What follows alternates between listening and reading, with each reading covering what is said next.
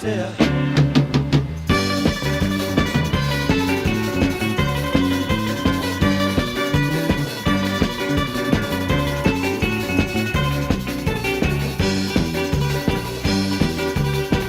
La la la la, yeah yeah, alofa maya, yeah yeah, la te.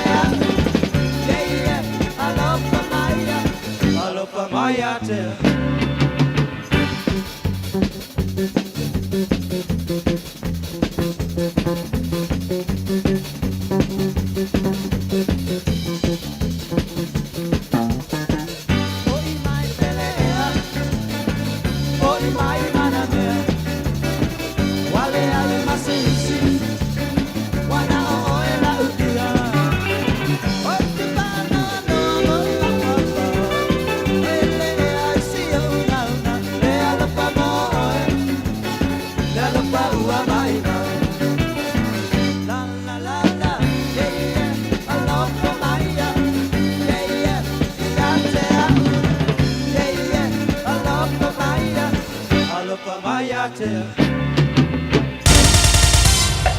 Usi mai alau whaafafonga. Telefon mai Samoa ia so taitasi. Ua au mai mo oe ona o le langolango mai a le talofa voucher.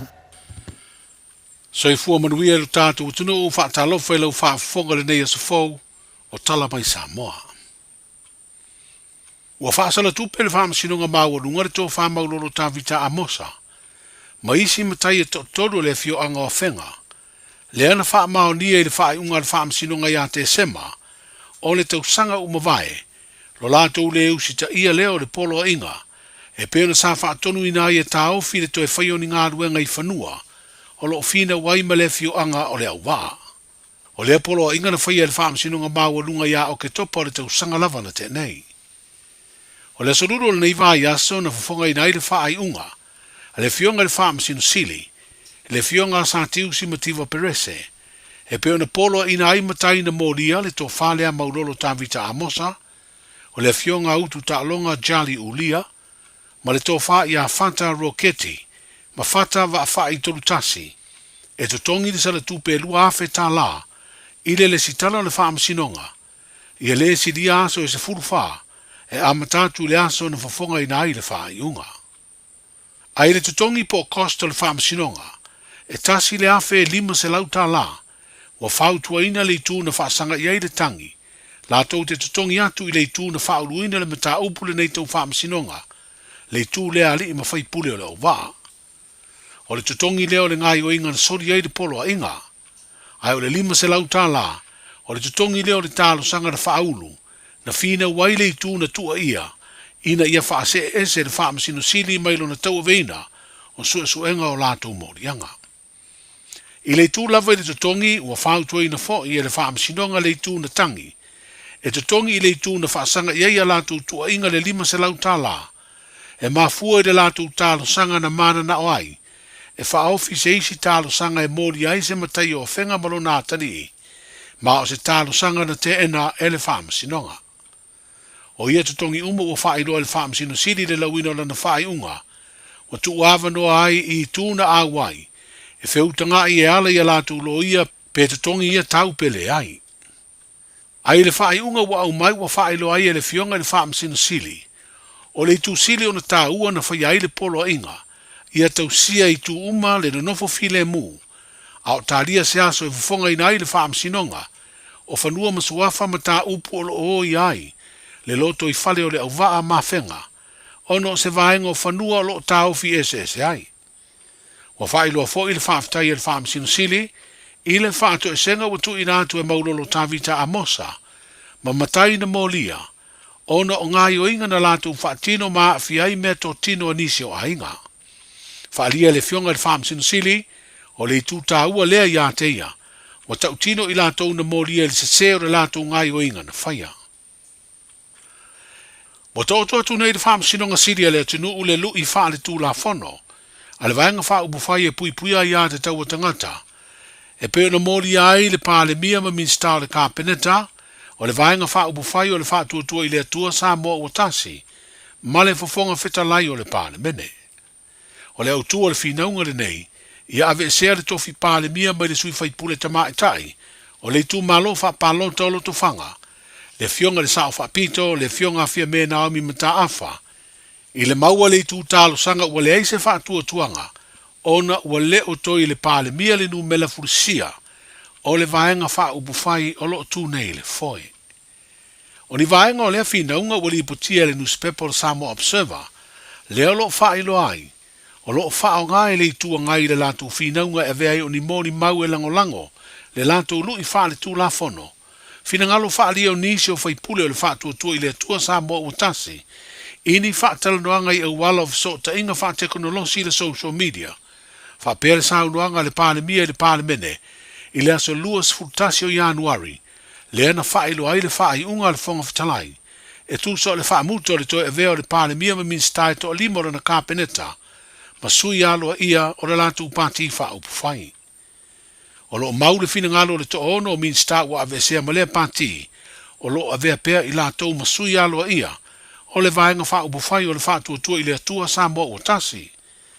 Pe ta ia o mai le teimi nei, e le tu ina tu lava i le fa msidonga se lui, e ilo ma au mai ai se fa ai unga o lea finaunga. Wa fa ilo fo i le fonga fitalai, e le ai so na malo si anga, e fa anga fuai no fo ia fai pule to ono ua o le fa msidonga e fai a lea fa ai unga. O lea fa tulanga le fa msidonga se aso, lea e leo iloa, e vala wai le mata umpu wa fa urua tunei le vaenga fa upu fai, olo o ngaia le malo. Wa yei tu la fono o maru pui pui ai whana ui tele atunu o mai ngai o inga sori tu la fono e a awhi ai. Ro lato tuputupua e a o iti o lato tau sanga. Pei ta iele o asa fo imata ubu tau sori tu la fono e mori atu ai le whaam sinonga. Whana ula iti e lalo le sfuru ono tau sanga le mātutua. O le vai o sonei e tolu mata ubu tau whaam sinonga. Na tutula i ai le whaam sinonga mawalunga le atunu. Ni whana utamala iti e le vea i le mātutua le sfuru whaama le sfuru lima. Ma ua whaia iai le wha i unga e ave o lato morianga, i le wha msinonga o tupulanga televou. O nei le ma whaia le wha msinonga mawalunga o na tangawhia o lato sori tu la fono, o nei la iti tele o lato tu sanga. O le tasio i lato ia lo tua ia le wha tama ia le afi po le malai o ni wa whangota se tolu, na taula i le wafu i sale le longa. O le isi o tama i titi o lo molia ni sori tu la fono tau na koti, e fiso tai i le pauta wha saina o le aisa. A o leisi ta mai titi o lo tua ia, i ni soli tu la fono tau fai ainga po sexual offenses. O le fonga ino la tu morianga le whaam sinonga o tu bulanga televou. E le ma fai ai e tusa o ai ainga o lea whaam sinonga, o na a wai le vasenga o tu sitala e liputia o na tauru manga. O le mafua anga, o le pui pui leo le whaam sinonga ma le tu la fono. Ia fianga o tu bulanga la iti a fia, i ni morianga tau soli tu la fono. E tasi se mata ubusai ai se whaatananga le whaamsinonga ni tau sanga utuana ai, na awaitu sitala e lipoti tauru manga, o le ngai o inga sori tu la fono na tupu, na fi ai se tamai titi ni tua inga o sori ngā tu la fono, tau fai a inga whaamalosi. Pei ta ina matua tapu o na whaailoa, so se whaamtalanga ilo ai le na molia, whaapea le na fia. E whātau sanga le a whaasoma iai e le porkalame o tālonga le malo Australia, mo le Pasifika, le Pacific All Sports, lana fisosoani tupe tasiri tesi ma le whamiliona tāla Samoa, po le valu sela wafe tāla tupe Australia e le fuafuanga, e ati na e aile au le kapi teito a fitu o tamai tai le manusina. O le whaaftailia le ofisa siri o le kapi Samoa, le tō whase umanu Douglas Ngau Jang i le malo Australia, e peo na velo na komisina mawalunga do tātu o tunu, na te wha mautu lea fiso swani. Whalia le ofisa siri o seanga le lei, e una i ai se tūlanga mawalunga le tau mawhaiatu o le manusina, i ofi le tāmitu sanga le rolangi le kapita i to fitu, le HSBC World Series, ai meisi fo i le tau mawhaiatu o le auta i to fitu o le manu Samoa, i ato e ofi i lea tāmitu sanga. Wa whalia le komisina mawalunga o Australia i Samoa, le sunga ia Will Robinson, o le fisoa swani rona malo se whailonga vai a lea. O le ngalu lue whatasi o Australia ma le malo Samoa, i le ati na ina o tā longa, o se ave fua tā ua moa tunu e lua, ai maise o te tonu o le Pasifika. I le piso la au o le pulenga le lakapia Australia o whailo fo i le langolongo mai, i le lakapi Samoa ina ia ausia e alo ma whanau o le tunu, se tūlanga maua lunga i le tā longa lakapi. Whailoa ia tae au mo le tau alunga o le tau tua le nei vā yaso, saifua. Ta lofa lava o le siu fofonga le nei o Samoa, le Radio Samoa. Ua mawhai na awina atu tala o le tau, ona o le langolango mai a le Finance Direct. Bili loa api i le ovalu selau, tolu iwa iwa, ono. Fatalo fatu la utala ne le tamu le so male aso atai au winga le tamu le so e au o le nei aso mai to ulba vaselo ai nei timu I le au uli e fatu pula ia le angi me savili mai tu sifo o le atu no vevela fama wina lo sfluono tikiri ma le malulu e se fulu iva tikiri o le angoto ifo le lai le afia na nei le sfulu tolu minutete ai le tu lai valu mo le aso atai au ma tele ina au o le aso ma o le ai nei timu to ulu I le tai au fatu pula ia o na angi mai savili ma o le whapina o na whaalongoina le angi meo savili mai sauti sifo I le awa ulianga I atu ia fiafi. Vevela whamawina e luasfulu ono tikeri ma le malulu e se fulu iwa tikeri. O le aosoa ele la le tai awa tai au le tolu minute I le tūlai fitu ma o le angoto ifo I le sefutasi minute ti ai le tūlai valu le fiafi. O la utala na le tamu le seom le asoa tai au. Homeowners, talofa lava. My name is Api and I have a special offer for our families today. If you require personal financial services, I'm only a phone call away. Call me today on Olualua Ovalu Fafa Lima Tolu Tolu. Jalo fana va roa o te tala na nei le o nanga e veni mo fa tangwa I au kilani New Zealand. Numero tasi John Coulter Drive I le Auckland Airport Shopping Centre. Jalo fatapatonu lava le warehouse ma le countdown. Lau fale o fula wiloa le e veni. Auckland Airport Shopping Centre. O e mo mia singaluenga le customer service, hospitality, po le avea fo I maleo. E te le o mautinoa po o fea a matai. I le MSL training, mātou te fesoa soani atu. Mātou te malama o le amataina po le toi fo I atu I aonga. E mawhai ona whaafai ta. Ai olo o iai le mātou au sosoani wha maoni. E taita ia malangolango ina oe I lau malanga. O le MSL training o se ainga. O se nofuanga I langolango ina oe e wha malo si au. Ma wha manatu atu lau sini wha atu. Asi I le msltraining.co.nz. Pevala au loa, le ovalu selau, lua, fa, tolu valu. O lolu manai, e a mata atu, I inei. A whaialo sa ili se a onga a mata molo walu. Aua loe te toi popole o le Galaxy Childcare e tele ona la lai au kilani I saute. E toa tele whaia o ngā ngawaa o le a o ina le whānau e ia inga whapitoa pe a le sitala lo walo. Tolus fulu I tū la, free. A vanoa le vēna le a onga mo whemalanga inga le whānau, free. Maua mea aia le whānau, free. E ia inga whapitoa. Mo nisi whamatalanga, whafsotai le o lua tasi, o valu tolu, lua fitu, lua iwa fitu. Le Taiping, te tala le lala fau I Henderson, lua o tolu Lincoln Road, mo le na o le tolu vai aso o le a mawai o loa I se tau mawalalo. Mau le tai whai o tā lai vaiva I le kilo. Tanga ni se fulu kilo I le whata lai vaiva. Whangu susu lua lita I le torta lai vaiva. A mata nei pa uwha pitoa I la susuma le fito Februaria nga I la soiva o mati. Le Taiping, lua o tolu Lincoln Road, Henderson. Hey! Au ona ia vea oe pei o isi tangata e manatu maa I le wha iti ngā. Ele na o le inu le vaiti polo na seki ai lea. A le vave tonga fitia le wha iti ngā. E ono o le tūlanga e maua I le fever rheumatica, ma e le ai lava se tasi. E mana o e o se e pele le nā tūlanga. Aia. Ave loa nei o walo, e whaile siaki le fō mai whale ainga, o le tausi mai le aonga, po le whale talavai, e vave, whaingo o fie, ma le mea sili ona tāua, e le totongia, e ma whai foia na whaile tui o le baisilin, e ki lia atoa ai. Saula ia Samoa, i le nei vai tau o le tau mawhanawhana, ia tausia le leina i o tātou alo ma whanau, whaile siaki, ma whai loa le tongfitinga. Mo nisi whamatalanga, sa iliana I lunga le social media, Stop Sore Throats, pe asiasi I lunga le upenga ta whailangi, stopsorethroats.nz.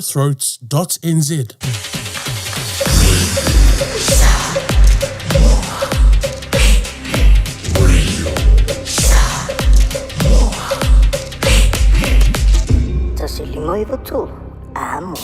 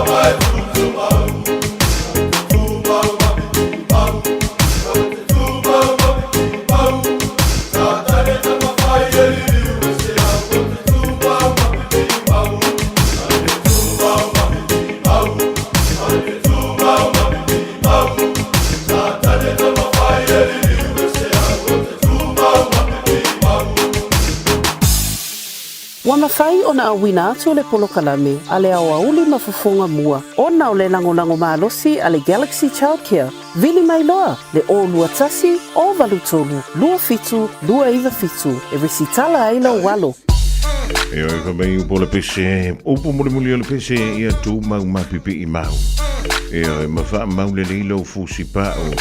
E ama e sila sa o ilungo le o le tele pea for United for ina le ta vale. Au le fa sepa mata fuai au tafa.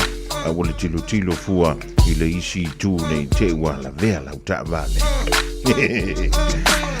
Talavan tu le ngai ngola woli la mai mo la fong anga sa mo finga ile tu ma vai ainga ma finga mano longa o le fa to fitinga o nga luenga o le fo I viansolon tolo la masina lona lo la masina February lua velo lima malo le sui fu maria male langie mama viele lo fo le tu o te mai lo tu sui fu malo ni yola e tanto te toi filo I fo I lunga pe au manga lunga lo le ea ile nei a so tofi o le so luce fulu nei o la masina o February lo no winga to evaluaso ko evaluaso ia na tanto fa fo ile ya February ia si fa tali mati pe malu lo pe vela ia va talavan tu ye wona pe ia le tua lo tau suina li provai lo la tono so se fanta fa to lava malo le talo malo foi ia le lava papale o tamama tinama tua o ami tanto wingo fola au sfulua levanga fa ya ko le tau sima ia ni ia ngai fa lo fina ngaloa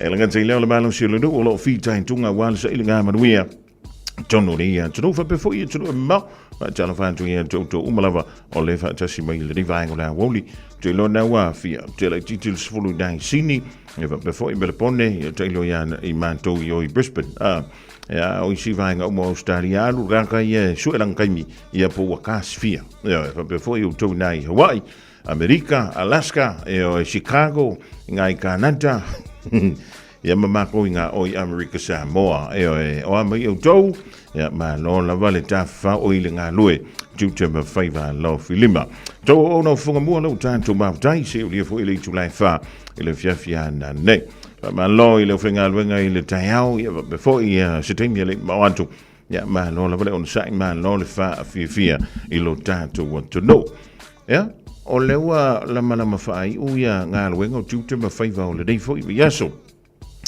ja o se taimi foi o le so o le ava pele ona tanto wanga ia tuai Samoa sa ile me se tanto tala sa ile me se lipoti mai le fionga ia le mai ava mai na vai ia po ani me tupu I Samoa na paule mele o te mai tawina I le tauna le la mai le po na po se o mai le tauna le la o le fale tonu o winga o le tau e pe ona lipoti mai le to tele io o la engo ngofuro official va ai kau a o le ko a kelo la fai lipoki e le totongia o le wei nei lunga o tanto penga to fai lang ia fa malo tuai ile o fai lipoti le totongia I lunga o penga to fai lang I fa tai le tau longo fa tai foi le fai lipoti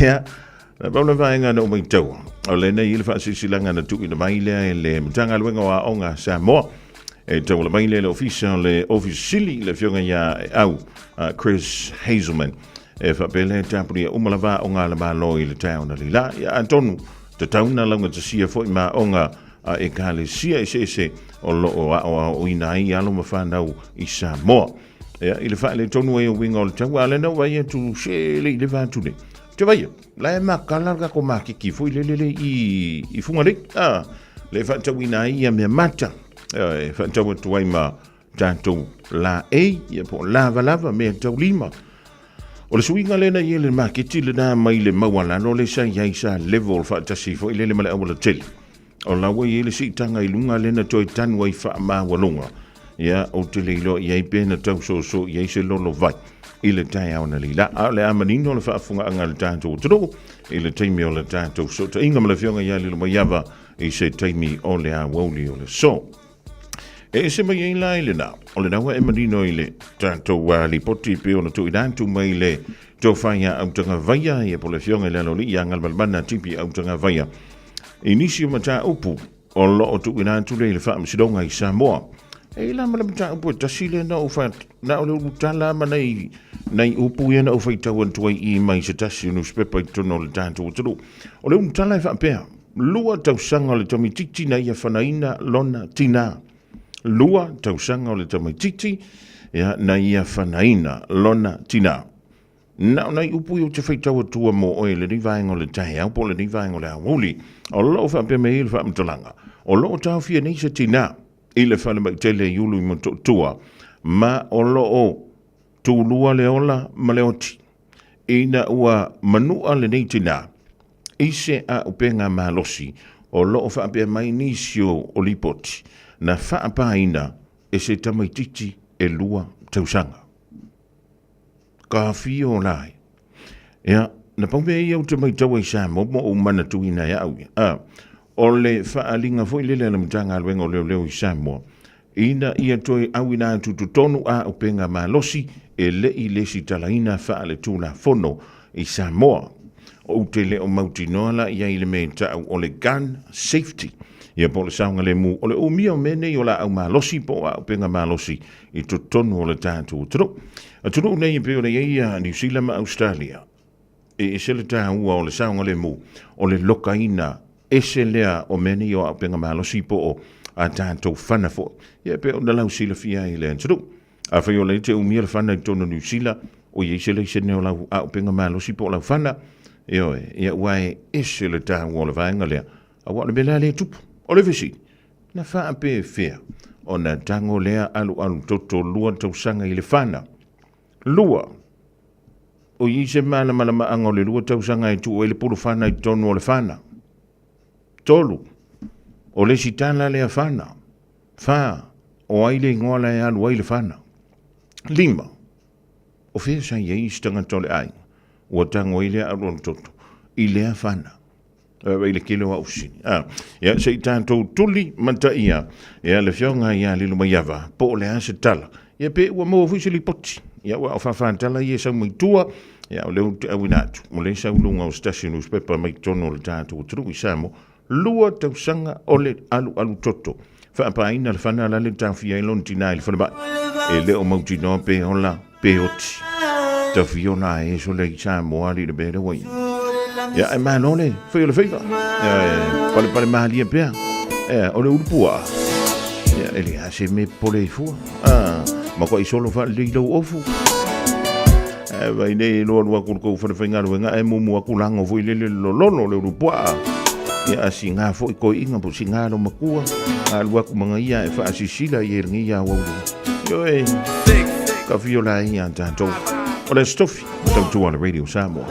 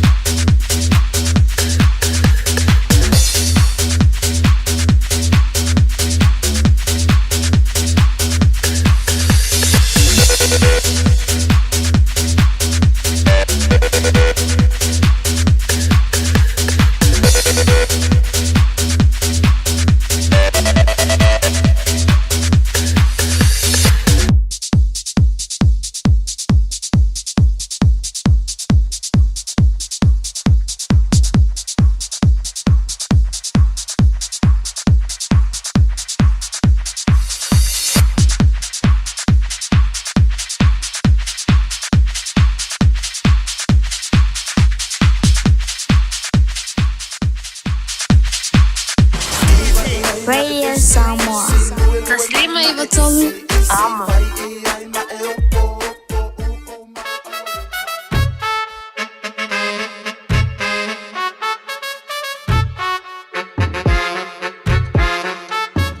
Iva aya kula oi mali wasa asa mai nga oia ua pule lava ye yanga ia oi ea Saula ia Siva mai se yo ufa a fiestia Umai Ungaluenga Pa a tau pati Oso pelue lue mai Susaupanga Tini petama Oe po ole toi ina Uma ila Andi pila Wali kama Shawe lava Famole mole Yai fo iselo matua Ufa asina Famisa misa Wali tini Shawe lava Famole mole Sivala ia ile musika If I'm manga ya ila weva Awuli pusi ya la panga Etupu ai foi o se misa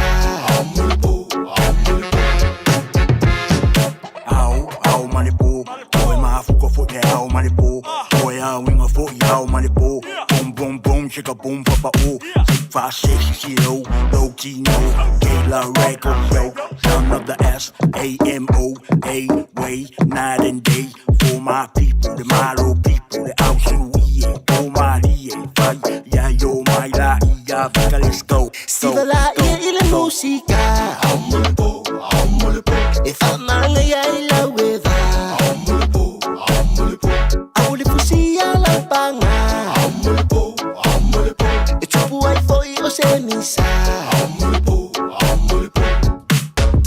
Ia fo i se fafa finge Vai ma soa, fa sopa moa Wali kama, saua lava Fa mole Ia fo i se fai lele Fai sana sefe, fa lai pankeke Wali sunga, saua lava Fai lau kama Sigala ia ile musika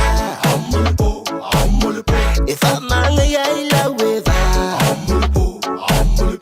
Awuli fusi ya la panga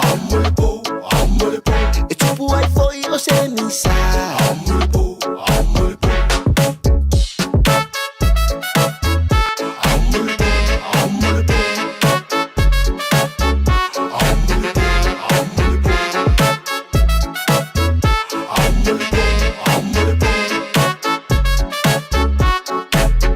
Sivala ia ile musika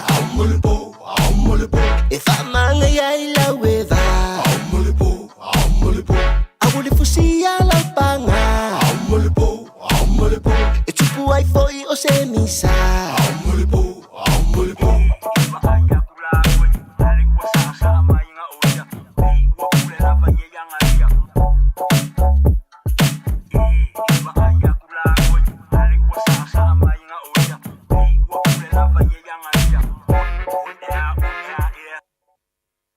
Fianga mai le Kela Records le ni vaingola only Sons of Sam Moa le sunga ya ka sutialo ya ma Victor Kyle le joy lu se fulu lu ma la fa miru te o le tale le jula e tasi ya sa no vo le sunga ya se uli ma lefi ma ta to tala ile ngara sa mo tala jalonga ile ta to no le jula tasi la nei ja avende je no fa tala fa tu la to le ma fu to me le vaingola uli lu ta to social media lu ngari YouTube Ewa before I lunga le tātou Facebook. Wa talafan tu kere se mafulu. Ma lo tuto tasi mala ingai dai waipahu I Hawaii. Ma lo le ngā loe. E ma no fule on sa ipi umala wana ua fiafita tau fiafita tau nai Hawaii. Le lei. Le uso ia po le Java lea ia life le ava. Pawa le me whai au loma lisi o uso Java ngau lilo. Ia le tau anga o tua le mkuka, o le makmanga, ia ngā lulue me le malosi, ai, o tupe umalawa, ia, pule ei mami makamaiki. Tidai ia Sarah, talawa ne ia oli ia so tui, Maria le sina tawai mala inga dai sini au se ta lia. E no sia soli, ava pe fo ia Rita fai waso te vanga malo le au solo malo le silsila malo fo fa toto o le sile ave kuia masalo ala itia na mo me usana voi le speeding masalo ila lo ifo le luosela Jalafa joina Kansas City ina ife I America ma futo ia le tofinia Agnes Marina ma le autoiloma tina ia lofa pe fo le tomaya Isaia ma lo ia totolo malulu ka lo fai ia o le ingua fuala tusi mefi va pe fo ia ake fio sue o le ma futo mai Tacoma I Washington I American lover le tlinga ia soano situ mua ia ala fa me e vaksanga fanga ia o ke pot ene ko ma fo ia le loko ko mai ba wala me ia ba ile fanga me ia ka ia le o ilonga ia fangua ma kwai ba ka ko vai kafe ngai kele me ole ele o ma fa yumu ia ele yo ma la ki fo ie le ia ngo for ka maranga ia fanga me ia alwa ko ka ko nga ia ole afuanga mo ka ko fu e fongo iskanga ping ia fanga me Lea Michael Schuster in Belenta Taisau ia befoi ia tanto malava o le mafuta mai le divainga o le awoli ile tautua mala unanga nei le radio sa moa oi so ya se uli panapa tasi leo o le kambuta alala ina I fefoi ile manto nupa ia langa malanga mai fo kamuli mai kingi ki o makongo e pura mere ngo foi pe sava e ka muri mai foma o le si foi la le fasi java nga pawa nga me nga fa nga wenga nga le ska ye yama ya nga le misia moi au ka fon vai kafe ele no van ne vaenga ya va jala van tu so ya Elisara vaenga bolu tringa ya tu chama wina Australia Ravina manta tie melepone o ka manu ruo ko nga melepone ia ingu fuala fo fo nga le vela ave vela ingu fuala amaluru ingu fuala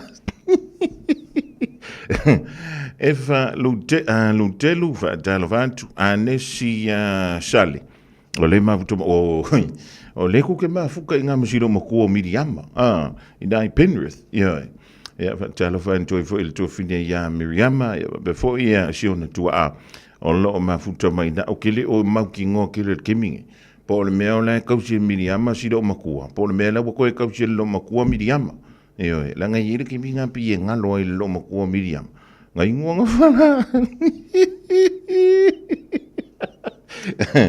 e ma no va tangle fa tsi mai le vai ngola wo lo tona le lai o manto falsa o lo tu fa tawi le ka le fa le tisi e o lo tona tu lo ma le misa na le lanta ya o le meu ki aka ngai o ki nga mako fe kau I kongu yo e fa ka lo fa foi le la ki manga o se fa manguia a fa me ka ngoa ngai o ki nga mai ponga mua yo o la la fa ka di po le fa manguia nga fa manga ku au fala over let's go si da media o usau ko o po usau wheelchair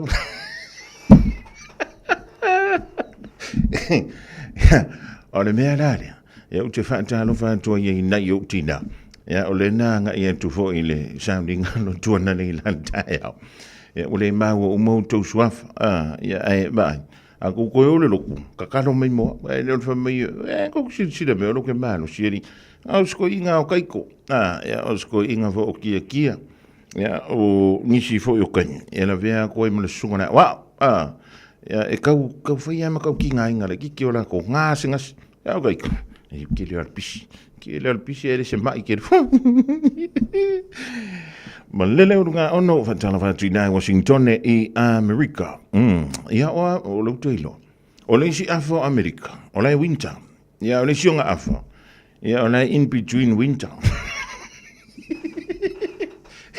ia nga Washington lo tuilo na fa ma to le aisa ia o le si tu ya la fa yama to lu ne ya mo me fa mdu ya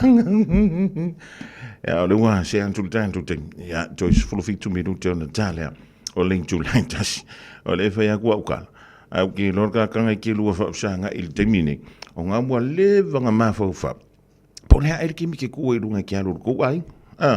Yoi. Usanga e uso kwa ka ya o ingula ki inga. Yoi. Ya fa ye ya kala mali. Wa ai ku si a inga la ka su ka alai ko so ale i. Ya wa levang fi ka sa misko inga msiro makua. Ai ko ya ole la ka unga mai ngafi. Nenga fa polo me ko nga yo sa. Ya ngala wo ko fa vela ko mranga kuk wa le la karkas. Angai ki yo ole fu fa mai. Ola kama fonga mo ola kama ba. Ola kama vo vai ke minga wo ko ngi vo ku. Ole me ala le tama mtina ma tua ka per kiwi fa ye fa fo man ma fala o ma ua yen mam ka pule ma kia koi kai o siti. A whaiolo sa ili se a onga a mata molo walu. Aua loe te toi popole o le Galaxy Childcare e tele o na la lai au ki lani i saute. E toa tele whai a o ngā ngawaa o le a o ina le whānau e ia inga whapitoa pe a le sitala lo walu. Tolus fulu i tū la, free. A vanoa le vēna le a onga mo whemalanga inga le whānau, free. Maua mea aia le whānau, free. E ia inga whapitoa. Mo nisi whamatalanga, whaafso tai le o lua tasi, o valu tolu, lua fitu, lua iwa fitu. Beta Drive Doctors i le taulanga whaatau i mangele, whaapea manrua. Mo le vaenga o so ngase pe amana o mia. E whaatino e fo i matupui pui o le whanau witi, o tupui pui la COVID is flu river, mo i lātou e sifuluan tausanga malunga atu. Whaapea matupui pui o le flu. Wala au telefoni, 255 25 iwa. Mo so wanoe whaatino ai nei au nanga. O fisa foma i mangele i taftafane o le McDonald. Amanrewa e taftafane o le Falitusi po le Public Library. Beta Drive Doctors Clinics. Jalo fana va roa wa te tala na neile o nanga e veni mo fa tangwa i au ki lani New Zealand. Numero tasi John Coulter Drive i le Auckland Airport Shopping Centre. Jalo fa tapatonu lava le warehouse ma le countdown. Lau fale o fula wiloa le e veni. Auckland Airport Shopping Centre. Talofa o waleni o se electrical inspector Samoa tol sulima tausanga tautua ma o restaurant fo i mole wai no lo mota fal sam fat fanga luenga fa peli pe ino vai vela mo nga umu fal au mai lo waleni o amos electrical il o lua fitu lua no tolu no fitu no lua o lua fitu lua no tolu no fitu no lua Tasilima i vatolu amo Radio Samoa.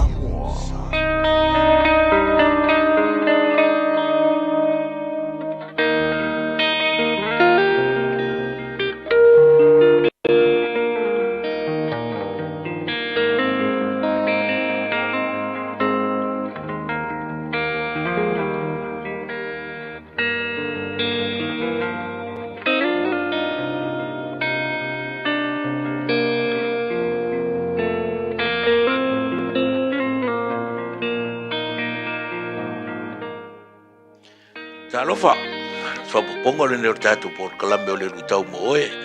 Ia leli, te tono oro o fola munu ia lava lusa. A ye fo indi. I vai anga fo de wapi ni fa faku fekau ilo ma fau. Ia e nga lava le tatu por kalambe le o le rutau mo oe. E so ni fo ilo folonga. I fo tau ina ia toele e feso e ono ron fai pasfumu le lua. Mai tala la apostolo. A wata tau te le tau matangata a o li siri ma fai pule ma li o le pouri uri o le neila lolangi a toa ma nganga le anga i mea o le langi. Tala le la apostolo on tu se toi le ka le si e fieso ka o kuye o le kaua fale nganga i le fai ai pelu ma kao fangfangua ma meo misos ma vale le kau le ai o le tau anga fale kingo so sa ili ele e sa ili ai le kamao a inga ma le o le olanga ni a o le taua le tātou te iai o le taua whaale anganga fe mai ka kou ke le kau makangaka a o li siri ma li o le pouri uri o le neila rolangi o la la le au penga e ka wai ka kou kauranga suafa o Yesu o lona toto malana upu lea ai mai se o le whau unga le anganga pa ia. Po feo so mai ai le os whainga ti apolo. Pe sau luma, pe oso mai tua, pe oso mai autafa. Pe sau lalo, po fea, o kongo le ainga, o le ngā luenga, ka alonga, po le alavar kwa inga kaimi po fea kwa inga ngofanga e oso mai. E tātou te tau lava le soafa Yesu. Langa fe mai le tala le poto Solomona. e ta mo e ye tangata mi o tonu i le olo lea, o na malu lea, o le suafa o le atua o le olo mauanunga, e mo e ye tangata mi o tonu, o na saonga le mu lea, fa pena fo i la le foitau o faitau ina mo tātou li tae au nei, fai mai po o le afiafi, iyo tae au po le afiafi, tātou te le tau mo tangata, a o li siri, ma li o le pouri uri, ma mele anga umo le nei larangi, tātou te tau i le mana o le toto Yesu, o lona suafa, malana upulea, ai me se le whau unga le anga pa ia, anga le mai le tua ia te oe lau wholaunga, whenga i pe tiu te mwhaiwa malawa unanga, ina ia awa o manu me umano suafa Yesu. Mene.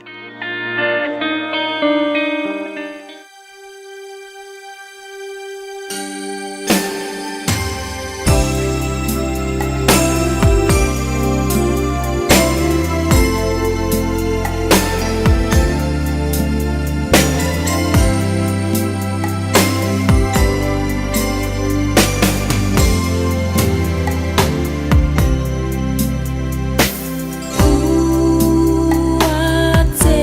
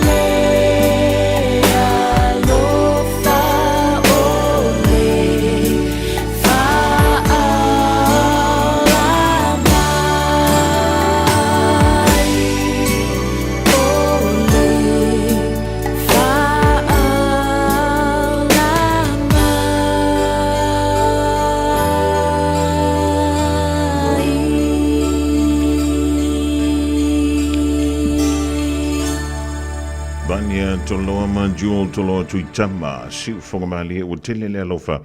Tolunga tuile polkalame dao le lui tamo o e ma o ile nei fo ia su tofi fa te yantu sungal fefe au ia Pastor Rolani Mikaele Lota mo le tatu polkalame le nei fo ia woni Moses fa poponga ele hawolia tai au. Chalavantu le sungala sosoni le tofa ia panga mali yo pu fa valu mala ainga o le foi fa tasi mai le divine ola woli Marienta fa pe foi le usuya fish Marienta fui ava fa fo wina Daniel e mo tu mala vale fa tasi mai le divine ola woli tautua ale radio Samoa tasi lima i tolu amo e ina kala ki o mako fali e kango fa so fa mai ari toi va o le toi ina wa la wa singa longa la wa ai ve merga la ga yo e va ko i fo va ko o le toi ina e lo to o le toi ina e tau la o le toi ina o faila na mata tio anta o le toi ina fo e tau tala le rei ala sa fa fo mai kia mai o ia ai o le fa si unga o lang karango fa mai ke rari anku ia a pe ka oe e ka pua ilanga o langa u ka pida e ka u fa mal lo si me pe parga o ai fo rawa mai se ma ko au o fia ka usanga o champingi fa ku i lele yo o lunga sa idinga champingi de van sunkengi mai se nga vola ke le me o kana fa o la me ke finga ro ave me kana kama ape ka o wale fe ko malai ya le ka longa foile over ya me la wale e un fia anko e memorio quiero o que se habla ka ngu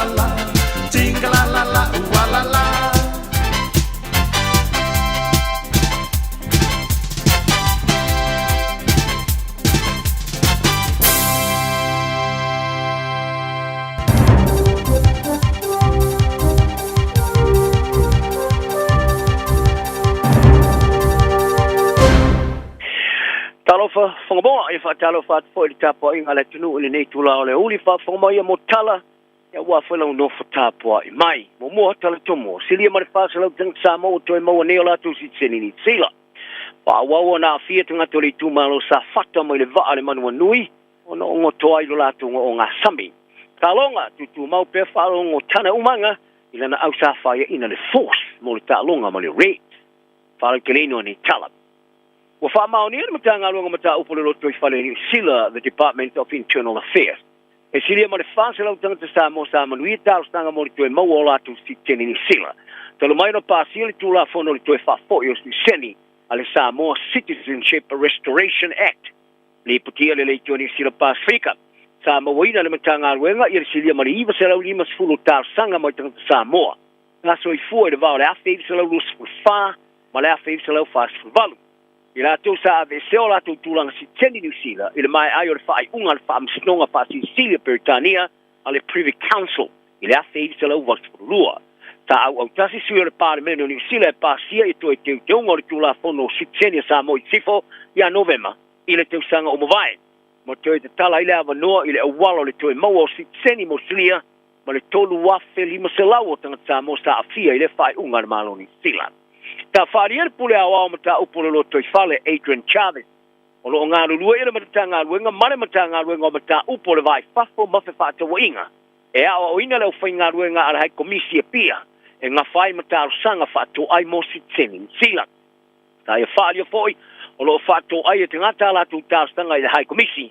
O na awina mo yeile ni sila nei mo ngā sasenga i le umi pe tusa matasi li lua vai aso. O le mamalu tangata Samoa e mawhai ona tāstanga mo ne si teni i te tawana soi fua i lasa sfutau me matua mai, o le tau sanga e awhi sa lau lua sfufa. Ma luma mai, o lasa mo Januari, awhi iwa sa lau, pāste fuiva. O lau whai whaasala lau mai le tō le niu wha mō o lātou whailo ina nei, e moni, o se tase o lātou tangata whaasala lau sa o whia i lau te, e i ele so tanga ma le loto o le Destiny Church, le sa i wane ini vevesi le whai unga le vaiaso, e tu sai ma le lipo te le Herald. E rusa mare lima sfutanga te yeso tanga mare loto o Brian Tamaki. Ta urfale wha maalose le no whanga le Charity Community Centre. E te te ai le whaalinga mo tamaiti sa teri malo ai, te whaafine whaafia le stonai. Mo o ai se popolenga i lau whainga ruenga, i lo lātou sa o le mū, ma lātou puni ai i lātou mo tamaiti i te tono at pantusi. O ata video sa whaastala lauina i lunga o wala so ta inga lau tele, le e fōringa mai sa whaari ai lata o le ni whaastala lau o le tio le ni wha mō peli palala. O ia ofuina le mitia fo tu se le upu o le real man. O awhi ai lau te te, i se tasi o ata sa vai ai, lona si ino sa tamai ti pepe i whafo le no whanga.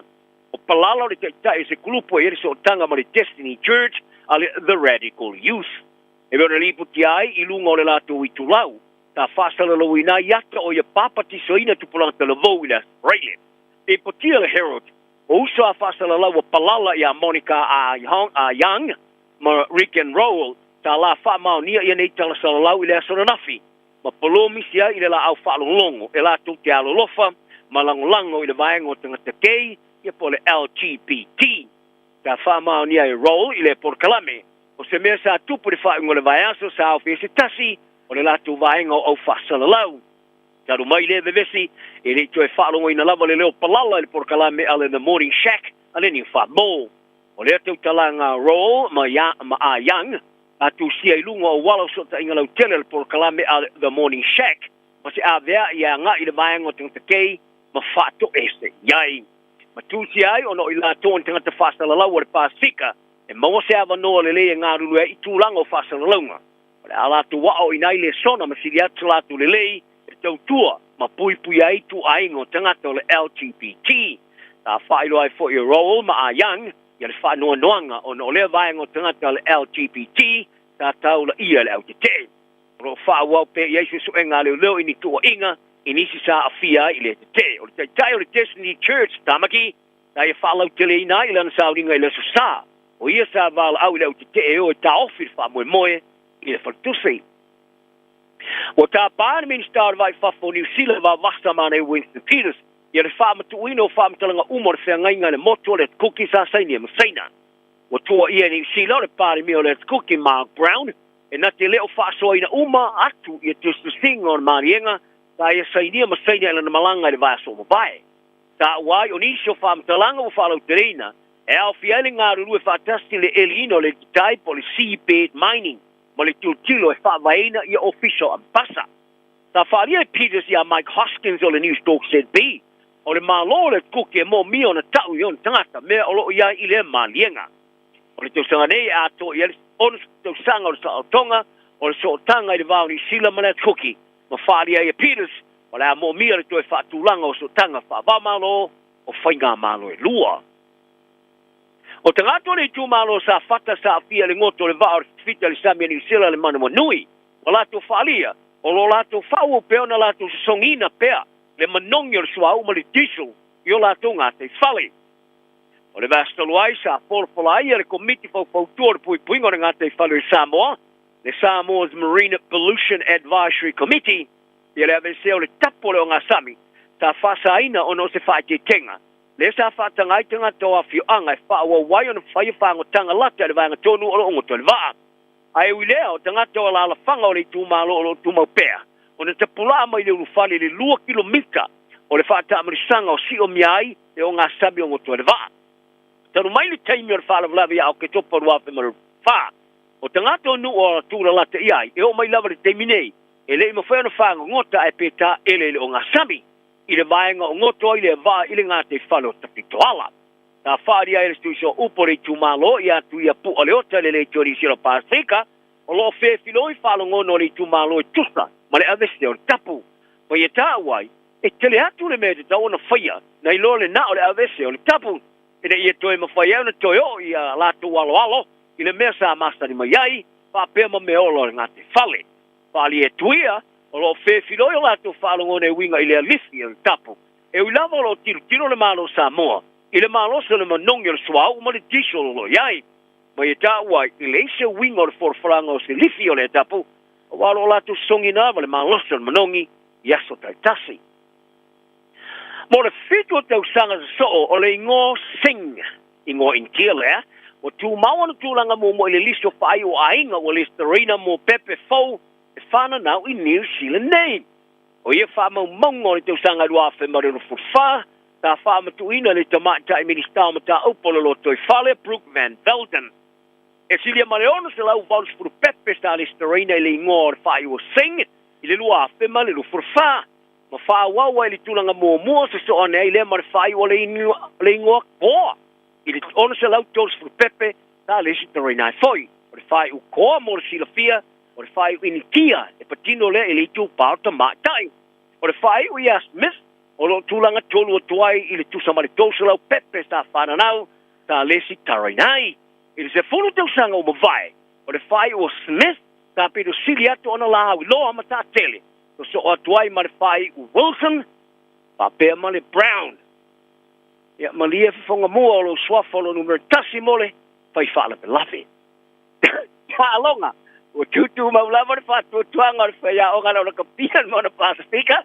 Alongo tana umanga ila na ausa ta alo ta alonga sta fire ina ile Western Force Perth ile fai ngol vai aso tonai ina ale tasi se swing o fire ile au o after we name Queensland Red in Brisbane ile Paulus Freire ile fa solonga ile ta ba sanga supala ka pipa Pacifico ile ito sanga o le tamata alo ile ina tua ya Lucy Filippo ina ale pawa ile o swinga leo le a mawailo na va no mo na ta alonga mo le mona Pacifica mai no fo le fa leo Palia fa longo Filippo si tamata alo e fa fia inai. E pe ona sa ta alo mo man Samoa, ma fe so ne ile mau o le ava no le au le tulu. E a waile ta mo sangori por rangi o le lua fe male lu futolu. O a di severe o le a fa wa ona i mo na Pasifika. Le sa fa lo ai so na le fia de fa in sa ia de fa so longo mo ta mo sanga le Western Force. A patino le mai ai o silo la tu ai. Ai to 5 minuti de to le ta longa. O le so tanga o tamata alo luse to tolu i talongo mo mua le vasa vea si o ne havili tali tui ma Miracle Whailangi o se so tanga o tilo iai whalongo e te le peila le power ta alo o tilo iai ma i le red au tamadei wa whaaria le tamata alo malo se le Queensland Red Harry Wilson e toa ue feiva i la to i pet patinga ai o le ale ai se whale tonu stomo tenga e winga se lui o le a pola stia nei ana moana Pasifika Ile la tu malai falo tu fale Alexander Coop Stadium o le 25 minute te aliva le Paulus Freire te manisila ia le taimi o le tālonga o le aula le Moana Pasifika James Lay Millennium Tanarivi te le tīsae ta ufo'u Samuel Slade Alan Break Miracle Whailangi Sione Havili Tulitui Adi Severa Jonathan Taumatane Jackson Garden Bishop Karana Taumoi Falau Lalomilo Te Pesana Patafilo Solomona Alai Maloma William Havili Faloleo Tama Malolo Tito Tui Pilotu Chris Apoua Tom Savage Te Misi Tupo Ta Eiloa Melani Matavao Danny Twala Malosti Lipo So I asked Talalei, my Fayanga Kapili, can you see the New Zealand Warriors and to Webster? Moritamata Aro Ali Leatawa. You see the same more Muriana in a Umai Alan of Phone Tanga Mumma Alfali 45 Vayaso, in the Malaya Mount Smart Stadium. The farmer near Webster, the Fedoinga, while why to Ya Nay, Ya Ali, on all that Alan Fasalong more the Tamil Sanga, on our limb fight, on all our limb from Malanga. Yalisio Rosata Alo Ya Rocco Berry, on Osamanua.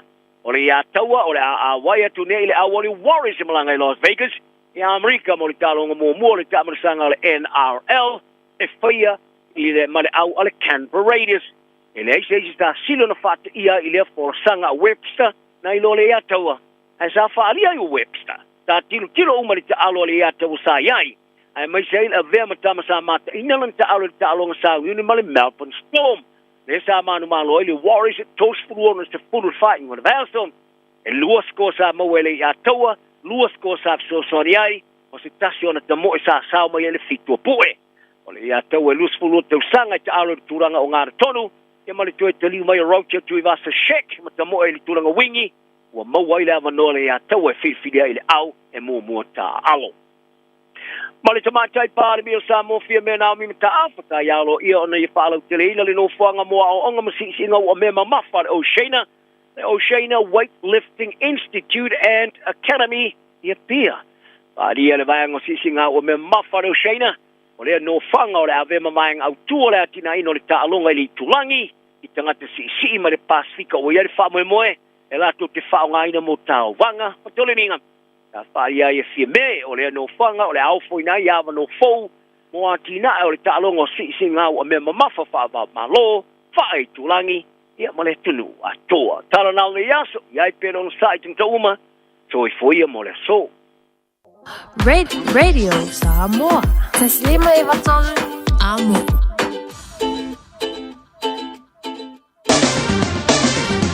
Ua mawhai na awina atu tala o le tau, ona o le langolango mai a le Finance Direct. Bili loa api i le ovalu selau, tolu iwa, ono. Fatalo fatu o lautala ne o le tau mule so ma le aso atai ao. Wingo le tau mule so, e au wa o le nei aso, ma e to ulva vasalo ai nei timu i le awa uli. E fatupula ia le angi meo sa vili ma i tu sifo o le atu nuu. Vevela famawina lua sifulu ono tikiri ma le malu lua sifulu iwa tikiri. O le a ngoto ifo le lai le afia na nei le sifulu tolu minutete ai le tu lai valu. Mo le aso atai ao ma tele ina au o le aso, ma o le ai nei timu to ulu i le tai ao. Fatupula ia o na angi mai o savili, ma o le awhapina o na whaalongoina le angi mai o savili mai sauti sifo i le awa ulianga i atu le afiafi. Vevela whamawina e luasulu ono tikeri ma le malulu e se fulu iwa tikeri. O le au soa ele la le tai au le tolu minute i le tu lai fitu, ma o le angoto ifo i le se fultasi minute ti ai le tu lai valu le afiafi. O la utala na le tau mo le soa mle aso a tai au. Homeowners, talofa lava. My name is Api and I have a special offer for our families today. If you require personal financial services, I'm only a phone call away. Call me today on Orualua Ovalu Fafa Lima Tolu Tolu. All I hear is Radio Samoa, Radio Samoa, Radio Samoa. Tolu amo Radio Samoa Kasilima Ivokuru amo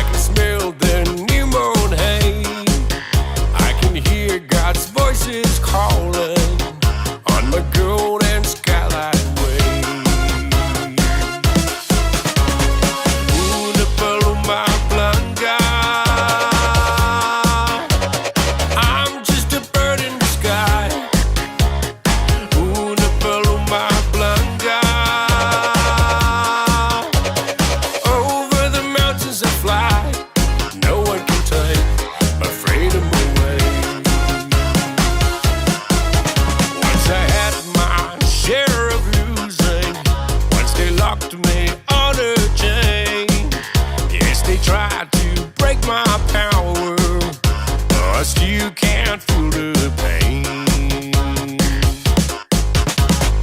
Una paloma blanca, I'm just a bird in the sky. Una paloma blanca,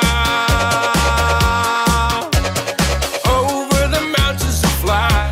Yes, no one can take my freedom away. Yes, no one can take my freedom away.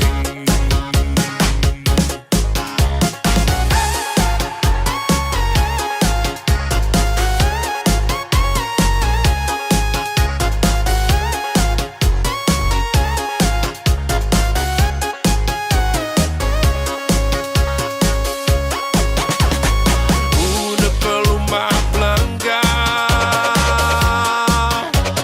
I'm just a bird in the sky. Una paloma blanca, over the mountains to fly. Yes, no one can take my freedom away. There's no one can take my freedom away. There's no one can take my freedom away. Som er Mr. Cowboy på Sam Chukuni, eller de vangola, only malipese, una paloma blanca. Ja, maar toen ik ooit voor je to Europa. Laten we zeggen, toen ik me aan de radio samen, laten we voelen waarom. Maar even meer doen te betekenen, hier alleen toe lijn. Tassie, jullie daar zijn even vangen. En tjalla, ik weet van hoe heb je nog vangen daar, toen we daar beneden. En laten zongen, ja, zie jullie maar aan riffie. En verder, en toen even vangen, hier alleen toe lijn lopen, en daar toe op leer. En leer nee.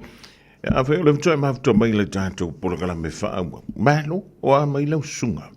Ja, maar nog wil je nog naar code eer, maar nog naar code kai. Maar nog mij, polo, zeker mij. Hoi. Ja, maar ben dan naar mijn mouw, ja, le, jongen, ja, op in het Williams. Wafiu, voor le fossi dan op pool. We vallen toon waar landen we aan. Taluai. En gaan we voor le de welo. Nga pa wa le kamuka. Kamuka e welo. Yo. Ja, zo hier. Ik kan je ze mee. Ja, nice. Ja, hele nee waar olea wout. Je sa, je van me mooi te doen. Stasje voor je. Oh, tijd toe. Dan ga je bij tijd. Leo, lava mak. Van telefoon toe lu so ja ti sever. Ja, before je lu so ja avianta. Ja, Amerika. Al dank. Al makua. Au le yorga. Ja, kan is wel vijf. Hey, wat je sola? Che ngofa pe uyer ke mi ma koma fuka jamo. Ha pe u yo. Ole uso leo Tom Cruise. Ale o ke o vai ko ngi. Ele yo uso mong ya leo John Wayne. Ja. Ai, eva pe la vam kar. Ole tala wi le ko fo ye ko fu le ngi vai ngola wo. Ole kala fa pe. O samo. Ja, en mo ja tato. Ja, e fa pe fui lele makua. Ma kau kiang yo ka ko kanga kai samo. E vole ting. E fa pe lao na mawai fa mrianga. E fui fa mrianga tu fa solo. O le winga o le tala. Ja, e au mai. E tu fa solo mai matua. Matua. Ja, na fa solo mai ya le i fanau. Fanau. O le mtala no antui lele meni o whamrianga tau pisinisi, ma tau se leni, tau whanua, mea whapena. A iei la nisi o tato, e te malanga mai sa moe ni usila nei. Wa le mele a li tato mai. Le misi soka ko ngau whalonga ku yaso lau whapea skala sko inga po se loma kua. Tau, tia wakari. Tia wakari, tia wapinga. O mai, ngā o ingi tila. Oi. O le ma ki whalo ngā ku ngiutela, e kele kupe ka mai ki e maua ngiutela. A kau ti oki me ngiutela, ngā tua ore au te karia. Oi. O kele I whalongo I skala whapenga I Samoa, au tere I sau nei New Zealand. Ai nau whaanonga i tana tangata wha mai. Ako kere rau whaanga ngi usina. O le makua kere o le kupe ka miki. Whaapea. Soli. E se fo i rea koe ngā skora sipiri e o mai e le vaenga rea. E se fo i rea wha apolo fesa e le koe ngā mōri mau le whaapea. Ta whaapea. E le o iai se rumanga i ko kongor koe ngā karangoa rea. O le winga o le tala. E reis koe ngā rumanga i manguia e maua mai kupe ka miki e mau. Ioi.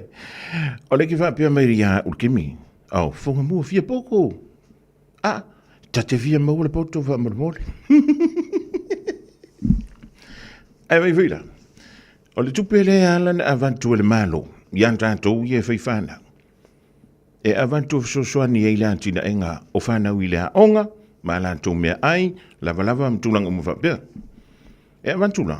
E le whape fuilele a mea wakuka i fia whikara. Oino. No way wholesale from me. Kala le siru muku. No way wholesale ama. E le ai. E avatu. Ai au lia e le ai ngole. O le avatu ngole tupe. E oe. Nau na lanta lava il sfuruvalu. O tau sangol tamititi. Ia ngā ro, ioe, ngā whaanakana kai fua a whape le o le IRD le au mai e tupe. Ia po i le working income. Kusanga ngā laka le sfuruvalu valu kau sanga. Whaalaka lo fo i mane. Marwa ngā ngai le palaka. E ke ia na e kūra masingi. O omi kongulau pin number. I le kahara skoi. Ngā masino makuanga ki sa sao. Ia e whamere mea i e makuale ai masau kupe o kongola masingi le Ia ngā moku i le ngā la oa. Langa voi o laua umana whaantūranga. E se furu vanu no tausanga o le tamaititi. I to tono ni usila no fo maupe citizen. Ua tatau o nā lua so e sana ngā luenga fo i lele part-time. E le nganta e fiso soani e ilona a inga, ai pito sili e ina tau. Le fiso soani i lana onga i le universite. E le koe maua mai lan se renginga. Ia wara sit o feme au mai ei tupe. Le avatu. Mo whanau. I le taimi le pepe mai i le tamtiti. Aruane ai ua amakanga kolo. Ioi. Solo i fuai ngā kau ai lalo mea ngai runga o lau. Ioi. Ka eia koe makiwi. Masa saa koe mai puki. Ioi. Le hanga koe maraka peka o le poku mano o lo. Solo lava ina au lia sfulu vanu tausang. Ia, o le tupe na. O le tupe mai lau la fonga. O lau la fonga. Ma tātou la fonga. Vai le i le bang. O le process la lenga. Ne anu i le atunu ne New-Zealand. Tai tutu sa ma le tunu o Australia. Ka ilo i isi e tunu. Mana karangoa kua aui. I le whaasi ilo lau te ilo aui. Ai, e iai tangata. E hanga i mei New Zealand mai ai ngai Samoa. O le upo le toi ina malalo matua na whaia. Se wakari i. A e alu waku i New Zealand. Ia e manga kua mai lo kango ai. E iei la tangata whapea. E le i le leile a onga i Samoa. Sau i nei New Zealand tau mawhaia tu lava i le a onga. E le leilawa. Ai waala le tuimile. Ia ana lo umanga. Nga whaule whaleo o na iona mātua. Whaafia na malanga mai iona mātua e ta whau mai nei New Zealand. Matoe antu i Samoa. Laua i ima le piki apu Ford Ranger toi na malalo matua i Samoa. A le wai i mana pisinisi nei New Zealand. O le vesini ra. O le a le mafuanga. E a lai o na mawhai e tangatane. Ia le mawhai e kako. Ia o le siringa. E kari a. E kari fu ia e oi. E li se mena au mai e foro whaanga ure maria e kia. Wa pe o ngai e iso whaanga ure e maria. I wha marurua. Pe wha ma whanantu. E le o sili e lui e tātou. Tēnā fwoi ma mawhau whau. O le a e le mea. Ngā le ngō sau i ngengi usila. E le ngantoi le tūpāo oli. E wha pe fwoi tamai ta. Ioi. E wa ole sifate te ingala tamai. O le a le mea mawhai e isi tangata Samoa. Le malanga mai ngā luenga whaavai tai. Ona whaantau me whau i o lantou whale i Samoa. Whaantau le taa vale. Ai masalo o leisi i 5.2% pe 7%. O nei tangata e malanga mai ngā luenga whaawitei. E ngā mō meo si pika rā popoa. Kusanga sang mai Samoa e lua o ngā ofu le vai aso. A o ofu e ua whaakau ngingi. Ngā ofu kai se lau mō kupu kāna. Dei se tupe sefe. Ia mani meo kere fongi rā lele li maa whekala. Ioi. Ai kusa le ia leo lar kere fongi ngā mar kere fongi korus furkara, whaas furkara. Ia, e na ona ta antu iau au tafa. A whaife o lente malanga mai ngā luenga whaawai taimi, a ngā ua ke iwa sui whakope kope lau skai. Wefa, ki kaka, aua le whaia ngā mea.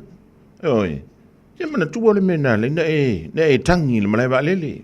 Oi, o la lau kangi nang whain malai wa lele. E sao korua e wakari ka wansau whangau. Ioi. Ia koe mangkua le meranga. A le lau forfolanga ranga whai lo makua. E sau kinga. O kera wakuro o whakau mai sau helikopta. Wakai mauana se apa apore helikopta lo makua nganga e sau ewak. Po ore ngai wha mau po se si au helikopta. I inge New Zealand po Australia. Talo whanawha o tia roa, ua te tala na neile o unanga e veni, mō whaatangwa i au ki lani New Zealand. Numera tasi John Coulter Drive, i le Auckland Airport Shopping Centre. Tau whatapatonu lava le Warehouse ma le Countdown. Lau whale o fulau i loa le e veni, Auckland Airport Shopping Centre. A whaialo sa ili sea o ngā a mata molo walu. Aua loe te toi popole o le Galaxy Childcare e tele o na la lai au ki lani i saute. E toa tele whaia o ngā ngawaa o le a o ina le whānau e iaia inga whapitoa pe a le sitala lo walo. Tolus fulu i tū la, free. A vanoa le vēna le a onga mo whemalanga inga le whānau, free. Maua mea aia le whānau, free. E iaia inga whapitoa. Mo nisi whamatalanga, whaafso tai le o lua tasi, o valu tolu, lua fitu, lua iwa fitu.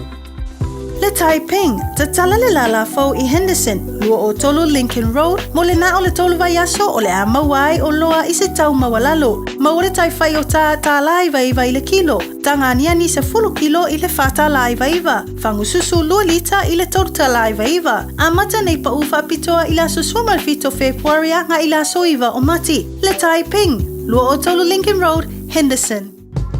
Beta Drive Doctors i le taulanga whaatau i mangele, whaapea manrua. O le vaenga o so ngase pe amana o mia.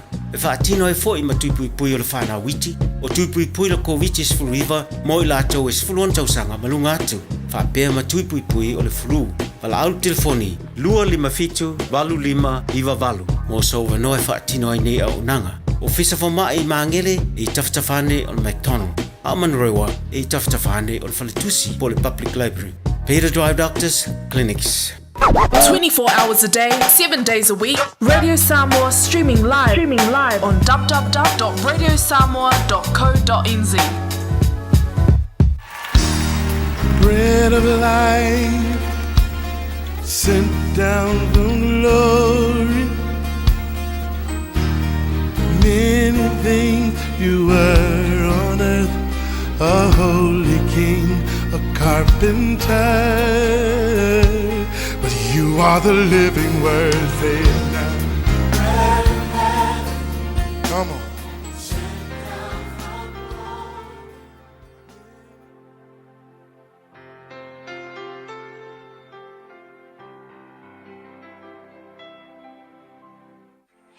Mai le tatu pol kalame o le areto le ola i le amatango le nei aso te fia foi whawhiloa i tatu tunu ma lo lava le soifua manuia ta alofa lava te suafa o Yesu Keriso tatu ali i whaola. O le tusia o petaia a le foi upa se fultolu ma makue kasi le mata upa o petaia foi upa le se fultolu i whapea a ua le tatau ina ua e mai moa i le aso o lo uso o le aso o lo na puapua ngā ua le tatau foi ina ua e tautala whaasiasia i le aso o lona puapuanga. O le upu mo o le aso le nei ua whaautuina whapea, aua e te fia pe apa u lo uso. Le uso foi lea o lo uso e ua whaina. Ina ua o sofa ia e le malo lea o papelonia ia sauta o le vaenga le Israelu Jerusalem ile tausanga le 5 tila mo fai mai na watu ai Babilonia ua pingi sauta fa malepe ia le pa fo le Jerusalem ma fato ilalo fasiotia le fia afe o tangata sauta ia le ngata ilea ua susunu le malu ia malatou ave fa tangata tau le fia afe o tangata tu una o tangata fo ifa mai tu una o tangata vai mato ina malo matu aku ngai wo loe Babilonia wala isiaunga pa wanga ngai tangata na tu wa ile ele kwa fa ka fu ngai ngal no male mal fai mai la sai loa ele nu uleo e toma o tangata e tupunga mai a e sau mangkuala e sau lo na uso ya kopo o ya kopo le fa na mai tangata sauta lo na winga o e toma ma tangata sauta o le uso lava ila to ia ngunge e ui anga ia ife ese inga ile history ai o le uso lava ila to ai ina ua popu ngala sauta ile aso le ngapinge Babilonia o le mele nu ule e toma ngafai waku kuku mata mai wo ya lale o pigi ya isa usa wa maka ile pangatia ma le puangatia o longa uso ya maaka ele ai se me nga fai le ai se so swangi le fu se o ingo ila to lela ina wa ma la ma pa usa uta ma fia e toma ma mai moa ila to ma ata ile ma la o longa uso o ma fu angala le ole to ta ma yo le tu le ke va ile kusile apetaya kasi ale tu la o tasi ale chapter po le mata upu e fatau ile folanga e apetaya o le ma la yo le ngu ngai o toma o ngolanga melenga fai ua ata ma mai moa ile pa o longa uso le au sauta mangku le pa o sauta tanga i Jerusalem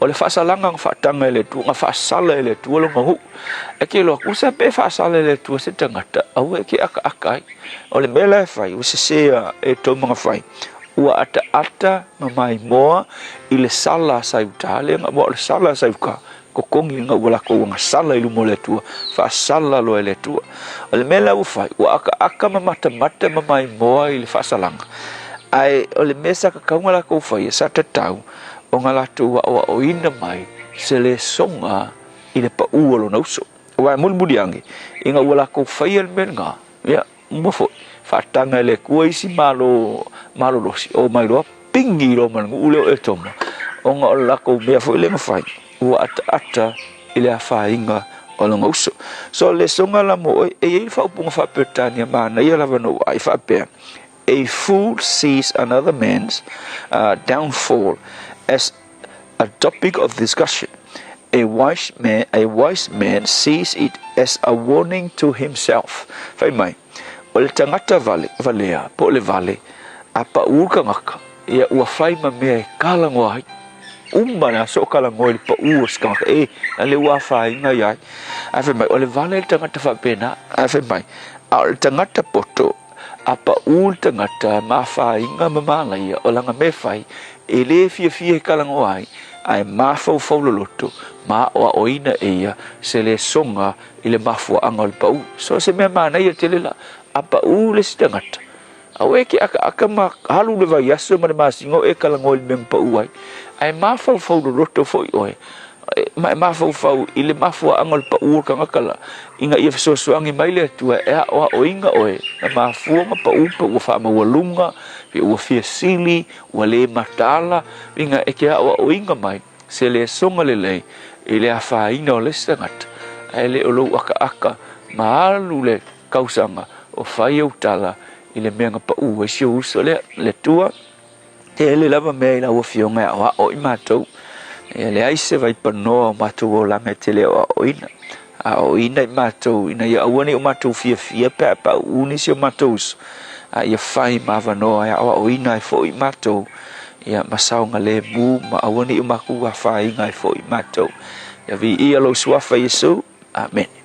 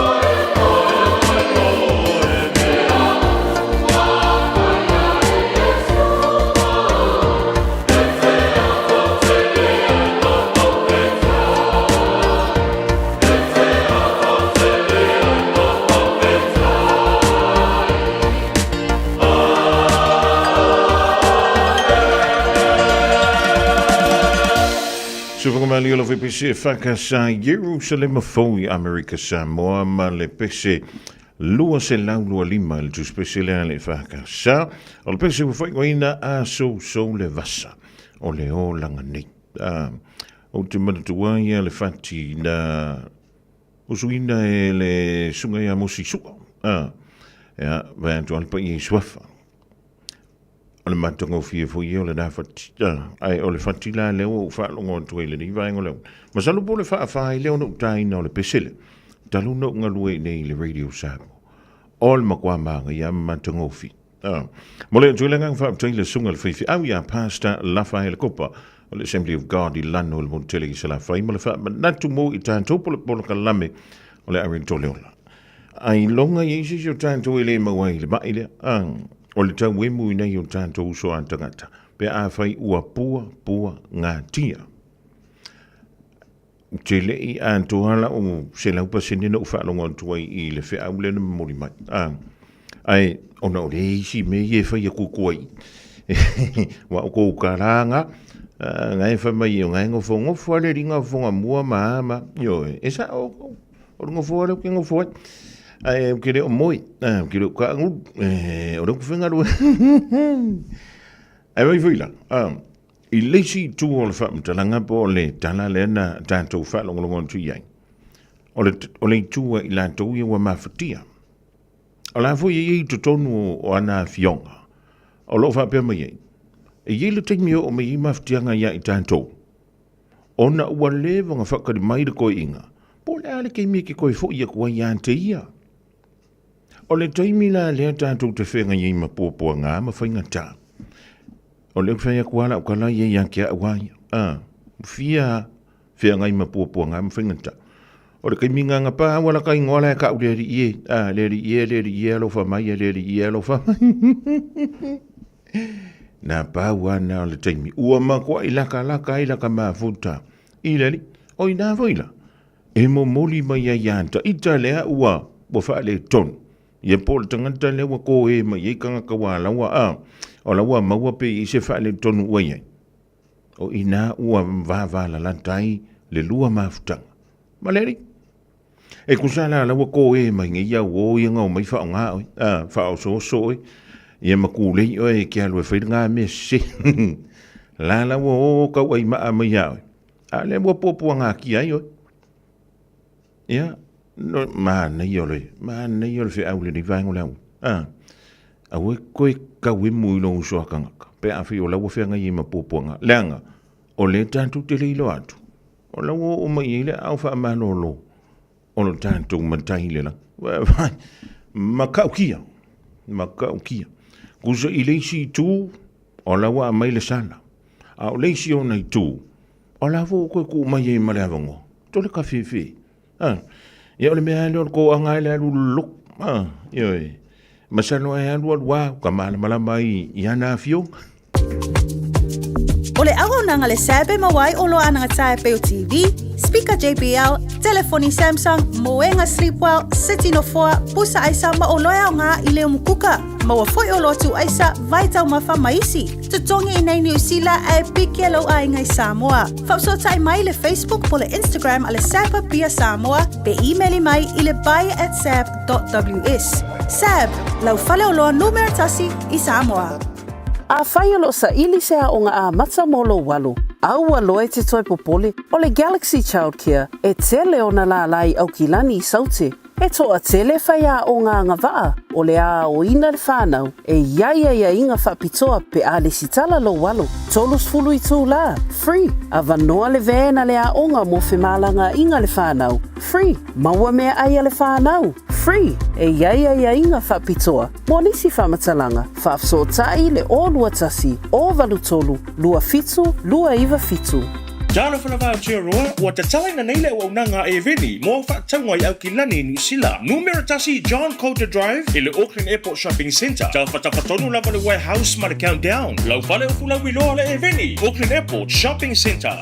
Le Taiping, ta tala le lala fau I Henderson, lua o tolo Lincoln Road, mo le na o le tolo vai aso o le a mawai o loa I se tau mawalalo. Maure tai fai o ta lai vai le kilo. Tanga ni se fulu kilo I le fata lai vaiva. Fangu susu lua lita I le torta lai vaiva. Amata nei pa ufa pitoa I la susua malfito Februaria nga I la soiva o mati. Le Taiping, lua o tolo Lincoln Road, Henderson. Radio Samoa. Taslima iwatolu amo. Ole wa se an tula vai ole wanchi ala radio Samoa le divai ko la oli lewan toi se fulu fama la vidute o da tale ole tula lua ta foi le lua ona e toi fa fonga le ile toi avra tu tala I pure e fa fonga ye mai ya se yuli ile tula tasi ile a oli day au di sile o tanto fa linga ma fa se silanga awa la vole na no fo sila fi fo elo to pa ia ma lo o to maloni sio fa moi e la canzone Leoni si utua fa wa le radio Samoa tasi lima iva tolu a mo ole tanto fa silanga mua e pela von masi ai e ole tanto tusi ole songa ma le tusi ole vau fili e ba wai fa lupenga ya awing alo sa lo minga ole tusi ole songa ma le lo minga ole vau fili e ma wai fa lupenga o Samoa si sifo tutuila mamanua o ni si utala tu o Samoa o nga upu o le matafo yo le matai le faingo fa le lave e pe o fa I poiponga ma liu o le o singo ainga fe sila fa inga o Paulo o si I fa alo fa langingo e kalesia ma le tele o le ngana o fa alo longa e fitu se fulu tala le tau ya na o official radio Samoa le tolu pan tolu ono Hobble Avenue Marukau e mawa tuwai e a Sao Tusi morisi fa mtalanga vala mai le tanto official teimi fainga wenga ile lua o no lua tasi lima I watolu lua o no lua tasi lima I watolu e le numera I te moa iai e le tautua mala unanga le radio Samoa tasi lima I watolu a mo ai a whaio nei le leila usave u ilunga o lau telefoni fi avia ai ya nga I o e ta sa au ilano le shop radio Samoa.co.nz shopradio Samoa.co.nz e ha ona fai mai ai leo lau oka e le leifo lana e taunu sao tu lava I lomba o ta po o lo lawa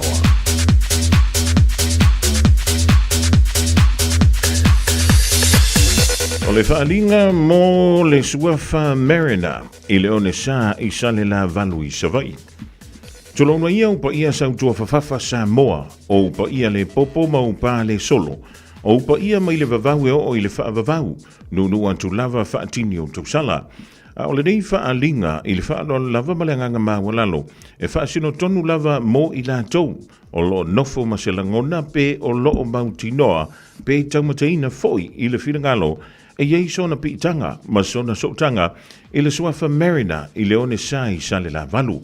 O lo iei wha maunga mai perentania I le sotanga I lea suafa o le awha iai sa tātou mawhtanga I le aso toa nei le aso lusfulu o Februari I le whalesama mona I le toantusi o le whawha ono Great South Road I Pampa Toi Toi a fia mai e sa ili lau ngafa malo wha silomanga talo sia I a tātou whilo iai le alofo le tua ai wha malamole mana tua mai sau light plate ia mo le tātou I puti morisi wha mtalanga wha sota I maile du mera o le olua tasi, lua tasi tolu, lima valu ono wha.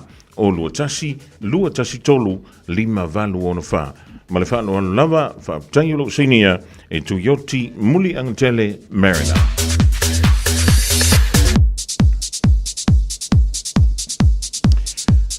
O le isi an tātou whaasilsilanga o le whaasilsilanga mo le ainga sa lua whau I le neifo I a woli.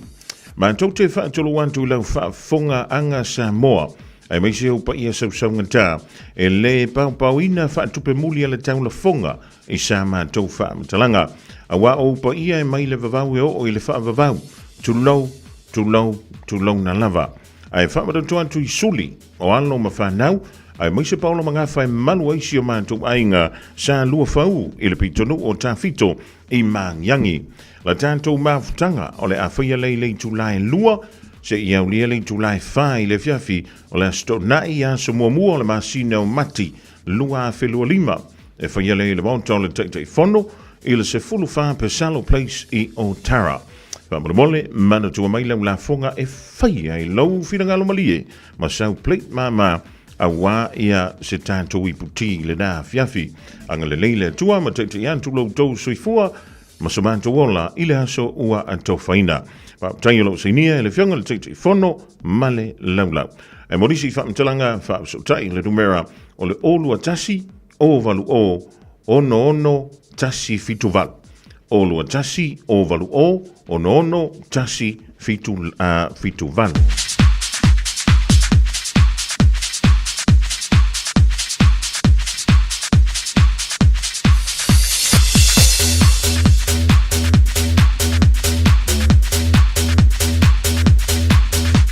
O nisi daun tātou whaalinga lau taunu mai lau fisi la radio sa mo le no toi wa ai tāsia tu lava e pita iwa mai alfontanga whai au e kālisia so whaatasi lena amatali e le afol se fuluana le laile tai au i le mauto sa moa i mangele ia tā tonu o le daua mai le nifo i vahenga le awoli ia tonu nana tawalunga ia i se wha malostino masalopo i nā i le KFC bea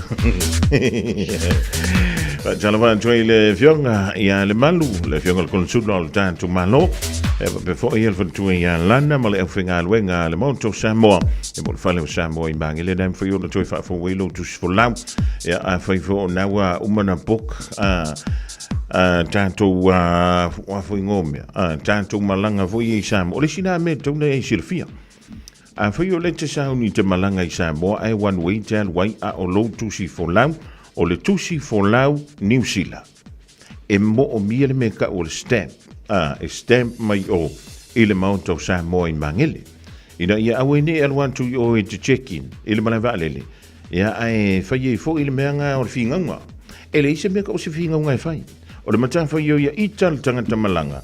Su e uma mea ia. E ta tauana o malama lama. E ta tauana o manga whangafa i lau mata whai oi. E le ngata o lau wa ia te tau, a o lau ma tā whaioi. A whaioi to ina male lo matua, o nei ole one way sa mo tusi folau New Zealand, ia atum na wale wana yele stamp. E mo tātou ia wa whase lau, lima se lau tau sanga tātou e lu sa mo, ia o nei te malanga i lo tusi folau New Zealand. E le ia se mea o yele koko ngingo lau pasisi, e le whesiri mai le e New Zealand, po wa stamp lau pasisi. O i lo tusi folau, e le whesiri mai fo i le Fiji Airways, pe ua stamp lo tusi fola pe ave o dainti alu pe te malanga one way i Samoa e po na fo i te sola i Samoa o na le wata a faina o ni New Zealand ya o le sina mata fo yo ya lo fiso le consulo o tanto malo o le faia le o tanto stamps ya o le fantinonga o le fa fo wino tanto tusi fola ya malekere wow fi sidinga ya Ua fo i ke alu ke whaarevela vi o. Ai alu i te fisiri yang. Tolu tasi o tasi lua le numero le telefoni. Wa e le se maa ke ki le mea la. E le o le official consul.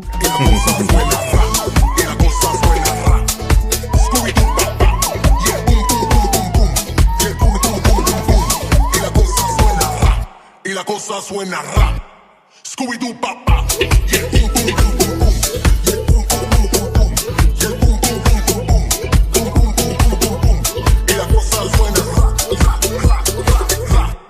Scooby-Doo papá y el pum pum pum pum pum y el pum pum pum pum pum y el pum pum pum pum pum pum pum pum pum pum DJ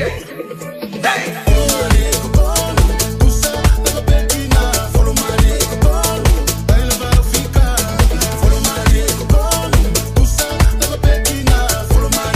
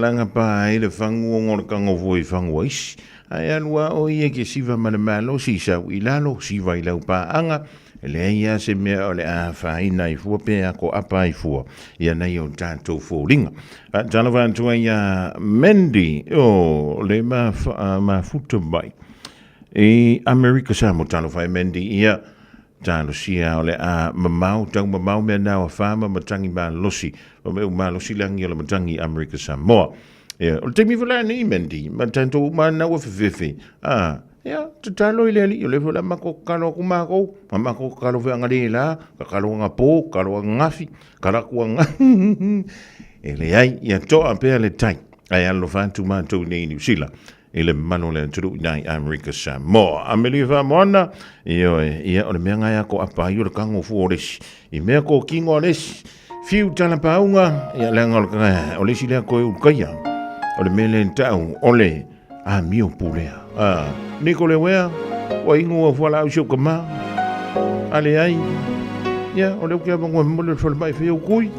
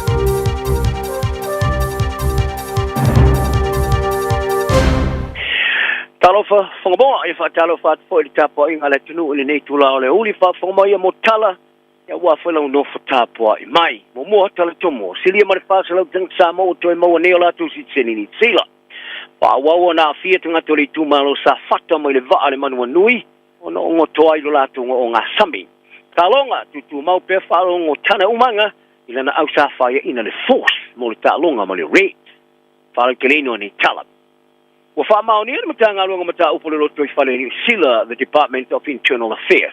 E silia ma le fase lo tanga sa mo sa manuia tal stanga mo toi mo ola tu si teni New Zealand.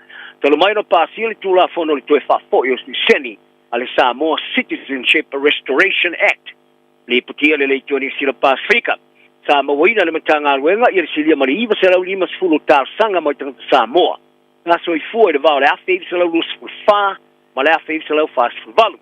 Ila tu sa ave se ola tu tulang si teni New Zealand ila mai ayo le fai unga le fa msnonga pa Sicilia Britania ale Privy Council ila afi se la was lua ta au tasi sui le Parlamento New Zealand pa sia I to te unga le tula fono si teni sa mo sifo ya November ila te sanga o movai mo te tala ila ava noa ila walo le to mo si teni mo slia ma le tolu wa fe lima se lawo tanga sa mo sa afia ila fai unga le malo New Zealand Ta farier pule awa mata upule lo toi fale Adrian Chavez. O lo ngā rurua ira mata ngā ruenga, mare mata ngā ruenga o mata upo le vai fafo mawhi whaata wa inga.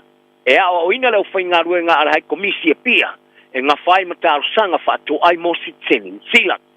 Tā ia whaalia foi, o lo whaato ai e te ngata latu tārstanga i le hai komisi, o na awina mai eile ni sila nei mo ngā sesenga i le umi pe tusa matasi le lua vai aso. O le mamalu tangata sa mo e mawhai ona tārstanga mo ne siteni, i te tawana so i fua i lasa sfuto lua me matua mai, o le tausanga e awhi sa lau lua sfufa. Ma luma mai, o lasa mo Januari, awhi iwa sa lau, pasta riva. O lau whai whaasala lau mai le tuale niu wha mo o la tu whailo ina nei, e moni, o se tase o la tu tangata whaasala lau sa o fia i lau te, e ele so tanga ma le loto o le Destiny Church, le sa i wane ini vevesi le whai unga le vaiaso, e tu sai ma le lipo te le Herod. E tu sa ma le lima sfutangata e so tanga ma le loto o Brian Tamaki, sa uru whale wha maalosi le no whanga le Charity Community Center, e te ai le whaalinga mo tamaiti sa teni malo ai, te whaafine whaafia le stonai. Mo o ai se popolenga i lau whainga ruenga, i lo latu sa o ngale mū, ma latu puni ai i latu mutamaiti i te tonu at pantusi. O ata video sa whaastala lauina i lunga o wala so ta inga lau tele, le e fōringa mai sa whaari ai lata o le ni whaastala lau o le tio o le ni wha mo peli palala. O ia ofuina le mikia fo tu se le upu o le real man. O au fi ai lau te te, i stasi o ata sa vai ai, lona si ino sa tamaiti ki pepe i whafore no whanga. O palala o le taitai se kulupu e so tanga ma le Destiny Church ale The Radical Youth. E vera lipu ti ai i lunga o le lato i tulau, ta whaasala lau ina iata o ia papati so ina tupulanga le vau i le Australia.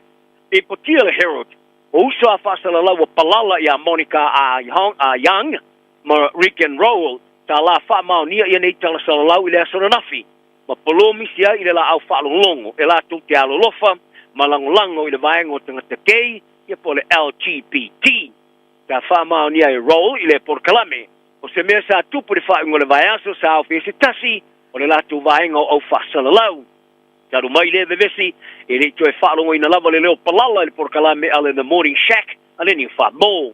O le atau talanga roll ma a young, atu sia i lunga o wala so ta inga lau tele le porkalame ale The Morning Shack, ma se a vea i a nga i le vaengo tangata kei, ma whato ese, yai.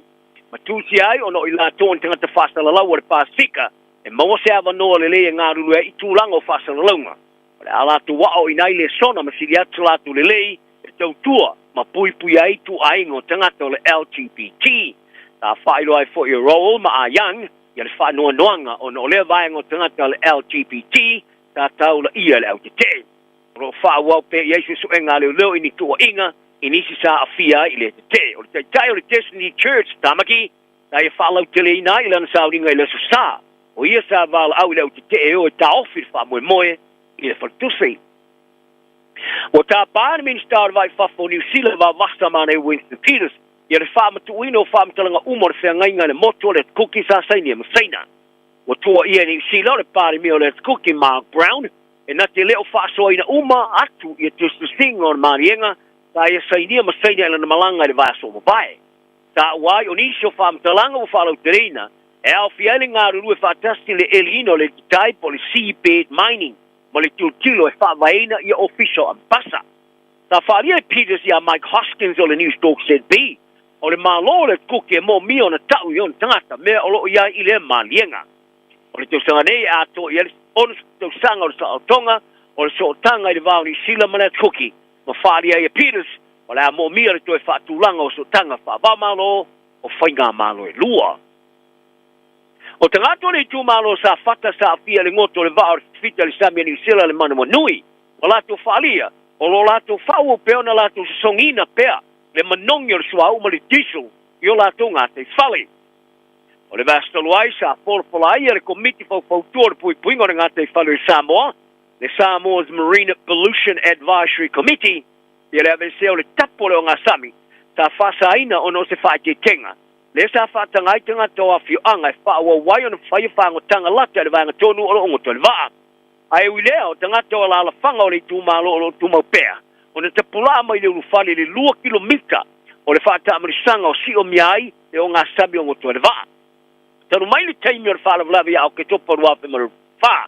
O tanga toa nu o la tūra lata iai, e o mai lava le taimi nei, ele mo fa no fa ngota e peta ele o ngasami ile vaenga o ngoto ile va ile ngate falo tapitoala ta faria ele stu so upore tu malo ya tu ya pu ole ota le tori siro pasika o lo fe filo I falo ngono le tu malo tusa male aveste o tapu o ye ta wai e tele atu le me ta ona fia na ilo le na ole aveste o tapu ina ye toi ma fia na toyo ya la tu walo walo ile mesa masta ni mai pa pe ma me olo ngate fale fali e tuia o lo fe filo o la tu falo ngone winga ile lifi o tapu e u lava lo tiro le malo Samoa ile malo se le manong el swa o le tisho lo yai ma ye ta wa ile se winga o for frango se lifi o le tapu o walo la tu songi na le malo se manongi yaso tai tasi mo le fito te usanga so o le ngo sing ingo intiele o tu mawana tu langa mo ile listo fai o ainga o listerina mo pepe fo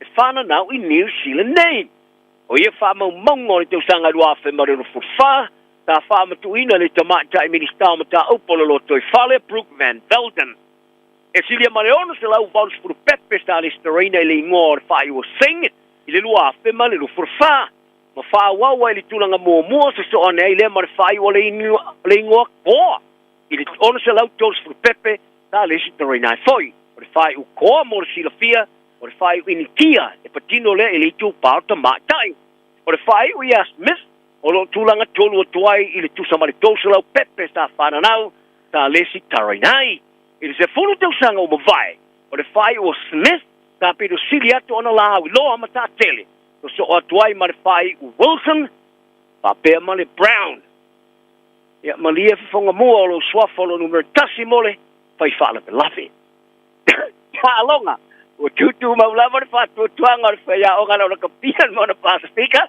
pa longo tana umanga ila na ausa ta alo ta longa sta fire ina ile Western Force the Perth ile fai ngol vai aso tonai ina ole tasi se swing o fire ile au o after we name the Queensland Red in Brisbane ile Paulus Freire ile fa so longa ile ole ta sanga supala ka pi pasifika ile ito sanga ole tamata alo ile ina tua ya Lucy Filippo ina ole pawa ile ole swinga leo le a mawailo na vanoa mo lana talonga mua mo le mona pasifika mai le no fora o fale o leo fale e falongo Filippo si tamata alo e fa fia nai e piona sa ta alo mo le man Samoa ma fesho so ne ile mawa le a vanoa le awale tulu e a waile tamana sangori por rangi o le lua fe male lu futolu o adi severa o le a fa wa na ite ia mona pasifika desa fa lo ai so na le fia fa ina sa ia fa so longa mo le tamana sanga le Western Force ai patino le mai ai o silo la tu ai ai tu 5 minuti de toile talonga o so tanga o tamata alo luse to tolu talonga mo le vasta versione ha vili talitui mo miracle failangi o so tanga o tilo ye falonga te le peila le power ta alo tilo ye mai le red au tamade o faria le tamata alo malo se Queensland Red Harry Wilson e to wa favor ila to bet putinga ai o le ai se fale tono stomo tenga e winga se luki o le fola stia nei na mona pasifika ile la tu malai falo tu fale Alexander Coop Stadium o le tosi mo le 5 minuti te aliva le Paulus Freire te manisila e le taimi o le ta longo le aula le mona pasifika James Lay Millennium and the Rivi te le ti sai ta ufo Samuel Slade Alan Break Miracle Failangi Sione Havili Tui Adi Severa Jonathan Taumatane Jackson Garden Bishop, Karana Tauboy Falau, Lalomilo, Pepesana Patafilo, Solomona Alai Malomo, William Havili Faloleo, Tama Malolo, Tito Tuipulotu, Chris Apoua, Tom Savage, Te Misi Tupo Tae Loa, Melanie Matabao, Danny Twala, Malosti Lipo. So I asked Talalay, my Fayanga Kapili, can you see the New Zealand Warriors and to Webster, Moritomata Aro Ali Leatawa. Si na taimi mo muriane ina ua mai ala na fono tanga mo ma au faili poti fa le vaiaso ile malaya le Mount Smart Stadium ka fa ma ni Webster ile feiloinga wa a wai atu ya nei ya ali ona le ata alo fa solonga mo le tamu sanga ona le mafai ona le mafai malanga ya le isi o usa ta alo ya Rocco Berry ona se manua ole ya tawa ole a wai atu nei ile awali Warriors malanga in Las Vegas ya Amerika mo le talonga mo le tamu sanga le NRL e faia ile male au ale Canberra Raiders ele se sta silo na fata ia ile for sanga Webster Nai lo le ia taua. Ai sa whaaria i o Webster. Ta tilo umari te alo le ia taua sa iai. Ai mai se ila vea matama sa mata. Ina lang te alo nga sa uni mali Melbourne Storm. Le sa manu malo ili Warriors at toast furu se furu fighting with the Valstone. E lua sko sa mawele ia taua. Lua sko sa so soni ai. O se tasi ona te moe sa sao mai ele fitua poe. O le ia taua lua furu te usanga i te alo le turanga o ngāra tonu. E mali tue te liu mai o Rocha tui vasa shek. Ma te moe le turanga wingi. Ua maua ile avanoa le ia taua e whiwhiria ile au e mua ta alo. Mali te mātai pāre mi o Samoa fia mea nao mi ta Afrika i alo ia ona i whaalau te leila le no fuanga moa o onga masisi ngau o mea mamafa le Oceana. The Oceana Weightlifting Institute and Academy i pia. Pāre ia le vaianga sisi ngau o mea mamafa le Oceana. O lea no whanga o le ave mamaeng au tua le atina ino le taalonga i li tulangi. I tangata sisi ma le Pasifika o ia le wha moe moe. E lato te whaonga ina mo tau wanga. O tole ninga.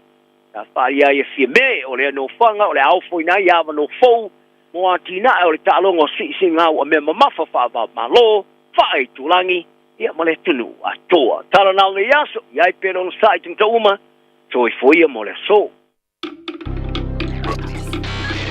Tasi lima i watolu a mo. Radio Samoa. Ua mawhai ona awina atu tala o le tau, ona o le langolango mai a le Finance Direct. Bili loa api i le ovalu selau, tolu iwa, ono. Fatalo fatu o lautala neo le tau mule so male aso atai au. Wingo le tau mule so, e au wa le nei aso, mai to ulba vasalo ai nei timu i le au uli. E fatupula ia le angi meo savili mai tu sifo o le atu nuu. Vevela famawina lua sifulu ono tikiri, ma le malu lua sifulu iwa tikiri. O le a ngoto ifo le lai le afiafia na nei le sifuru tolu minutete ai le tu lai valu. Mo le aso atai au, ma tele ina au o le aso, ma o le ai nei timu to ulu i le tai au. Fatupula ia o na angi meo savili, ma o le awhapena ona whaalongoina le angi meo savili mai sauti sifo i le awa ulianga i atu ia fiafi. Vevela whamawina e luasifulu ono tikiri ma le malulu e se fulu iwa tikiri. O le au soa ele la le tai au le tolu minute i le tu lai fitu, ma o le angoto ifo i le sefutasi minute te ai le tu lai valu la fiafi. O lau tala na le tau mo le som le aso a tai au. Homeowners, talofa lava. My name is Api and I have a special offer for our families today. If you require personal financial services, I'm only a phone call away. Call me today on Olualua Ovalu Fafa Lima Tolu Tolu. Ua na o le Radio Samoa se furulima iwa toru a mo e tautuaina o e ilaungangana fitu aso le vai aso.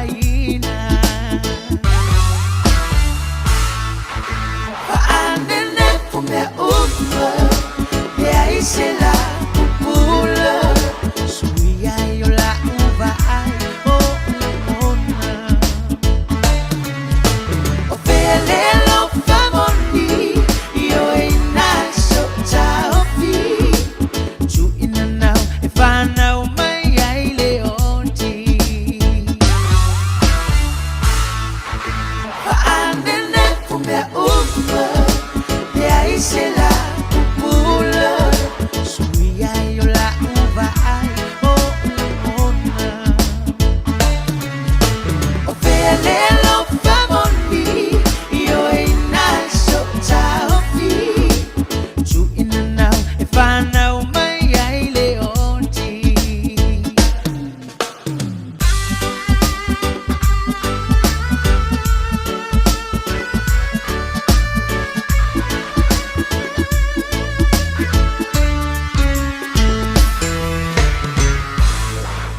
Sufumali now le Pacific Band sunga ya Small Man. Ele ni fo ivainga la woli ma le tatu fa tungalera pe on tusia le malangina. Ele to fa ya panga mali e yo pu fa ivanu. Ya fa le to ma to mi le ivainga la woli to fa talo fa to ile tatu polgalame.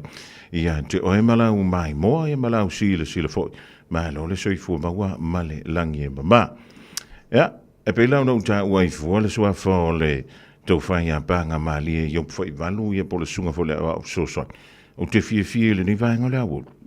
E ole ua, maua lewa nou tala no antie.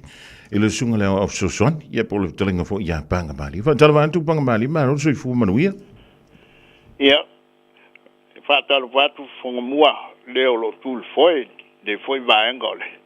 Le yaso le angale le o le tua me se fa fong angal tatu o tunu le foi vaenga le aso malo fong mua fa te tele mole fe do foi male fa talo foi le vaenga le aso ya antonu o le wa mai ona e sa no foi e pe fitala foi le ta peselna o le foi le fa le tau sanga le fa le pe ona ye le tanto pesele o toi langina mai ya pe ona toi langina mai mo le to mai ta ya la mata me alofa ya le o mai le alo e fasino ya lale ya o fa ilangi fo il folo o le mai ton la o le fa fo le ofa sa tu si ele pese tempo yo le o le sunga ya Shane River ya ngai tamali fo yo longa le musika ya fantasia sa pu ina la sunga ya pende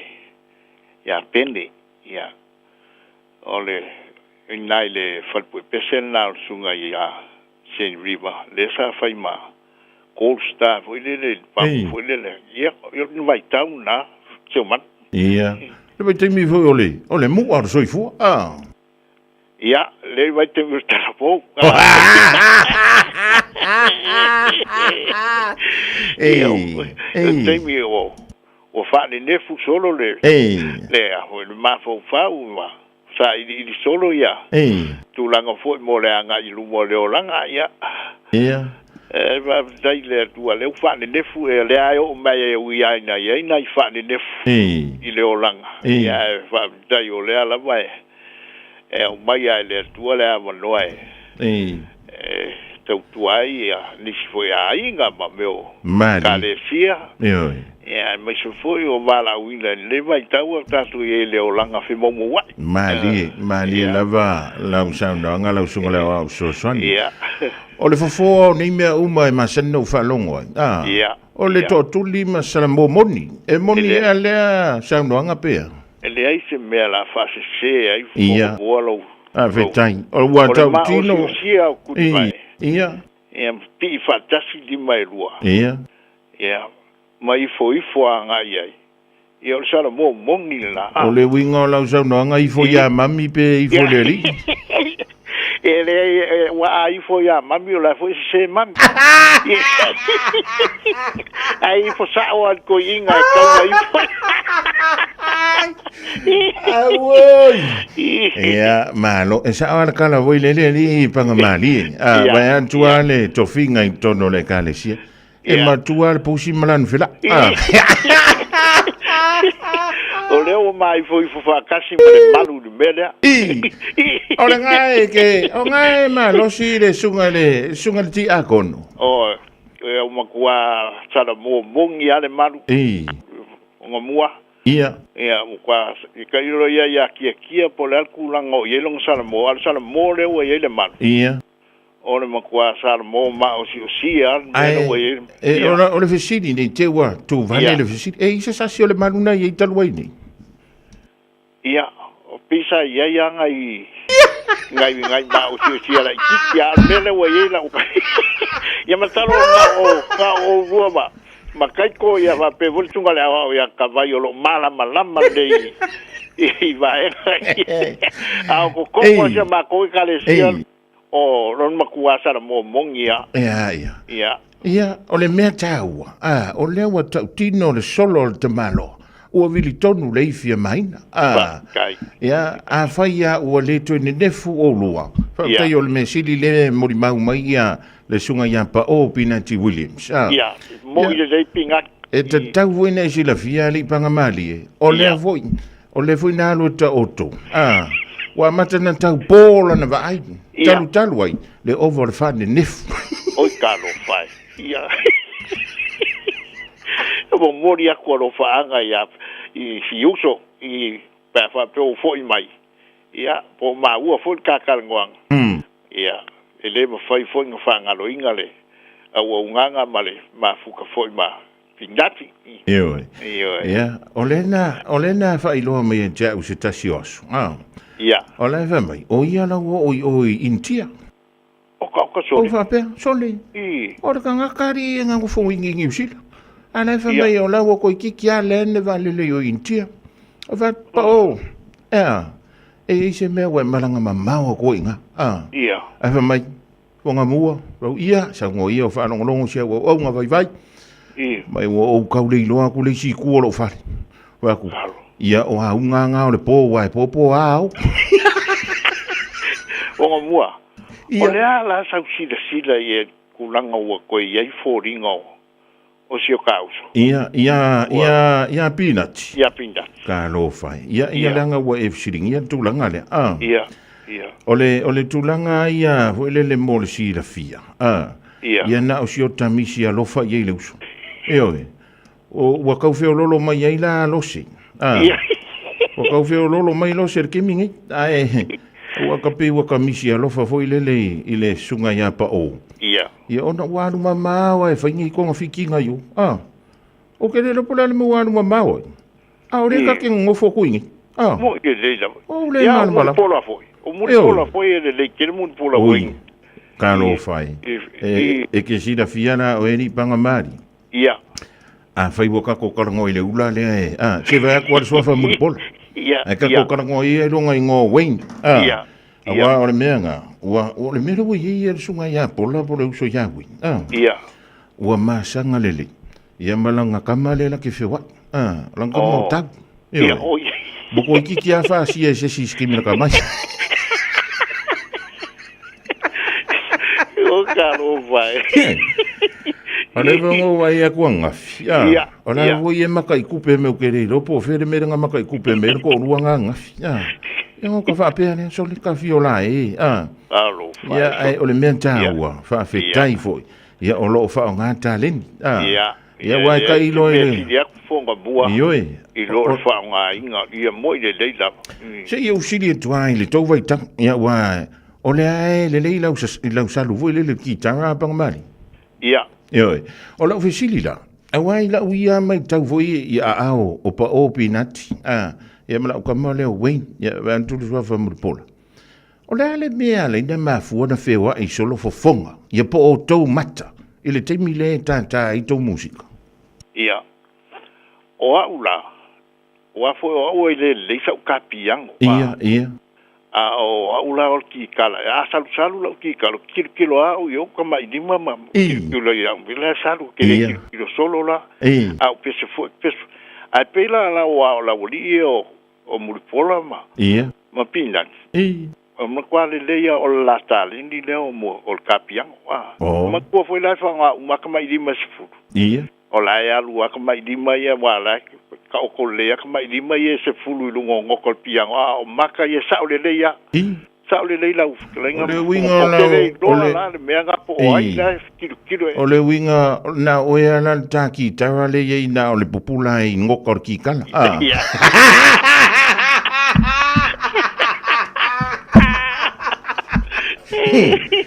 e sa o hat o le alua i lunga o tausanga o le alu foi ngai lunga o le pepelo so Kalo ya pagi gefu. Ya ele ai ne jo fa pele mbalo le tunu. Soli. La le mele ka ke vesi ko ri va ngole agu. Ya ton. Ole ye se ma fu anga te tau. Wa la iona jama futa fo. Ya ele ma sang ya. Sa emoni sa ele por kalame. Ya ole na fa so mai fo inicio o afoi. O tole au fantu pese au tusi pese. O au tau sanga. Ya o fantu ma tusi ya malangi ya fantunga wa tantu pese. E pita yo le vaingo le au. Au tilo. O le fia manino le malo le tantu. Tru. Ai tati e le olina ana sa mi o tu. Pita ile. Ya o le natura wo silinga tali ilang. Ya se fotuanga e tali ama. Ya fafta tele fonga bua mo le foi ya manoa. Ya mo mon le lava le. Sa longa ma ftelinga le vaingo me mo fafta mo le amanoa. O ia? Ole taimi ya malona ole aso foi malana ma le metu puai. Ma liro. Ya, ole nei foi vai aso ma le vai tau. Ya, ele ngalo ma ele ngona foi le nganga fa va ma le nganga fa no stasio uso. Tu tino ya tau. Ya, va per foi sio mato a inga sa u. Ya, ma se foi sio mato nu. O le tu malo foi ya ma ulu ma le va ulu ma le ngafo ato e ma le tu lo sa tu fono ona stasio o uso a o so ni ya punilo a o tamat pale au e o vala au ya ile tua a o se tasio o a uso foi wa fo ina ya ile tua me alofa ile men la ne ta musika wale ngata lai vi inga o le tua. Le awa o ino vi inga o le tua. Ia o se tasi o pese wa ilonga lona tu lai mai le vai tau. Wa vea wa ulangona i o se pese tu mau tonu si o matunu. E uia ina tele pese el tia maasa o lo o lau iloa ma sila fia.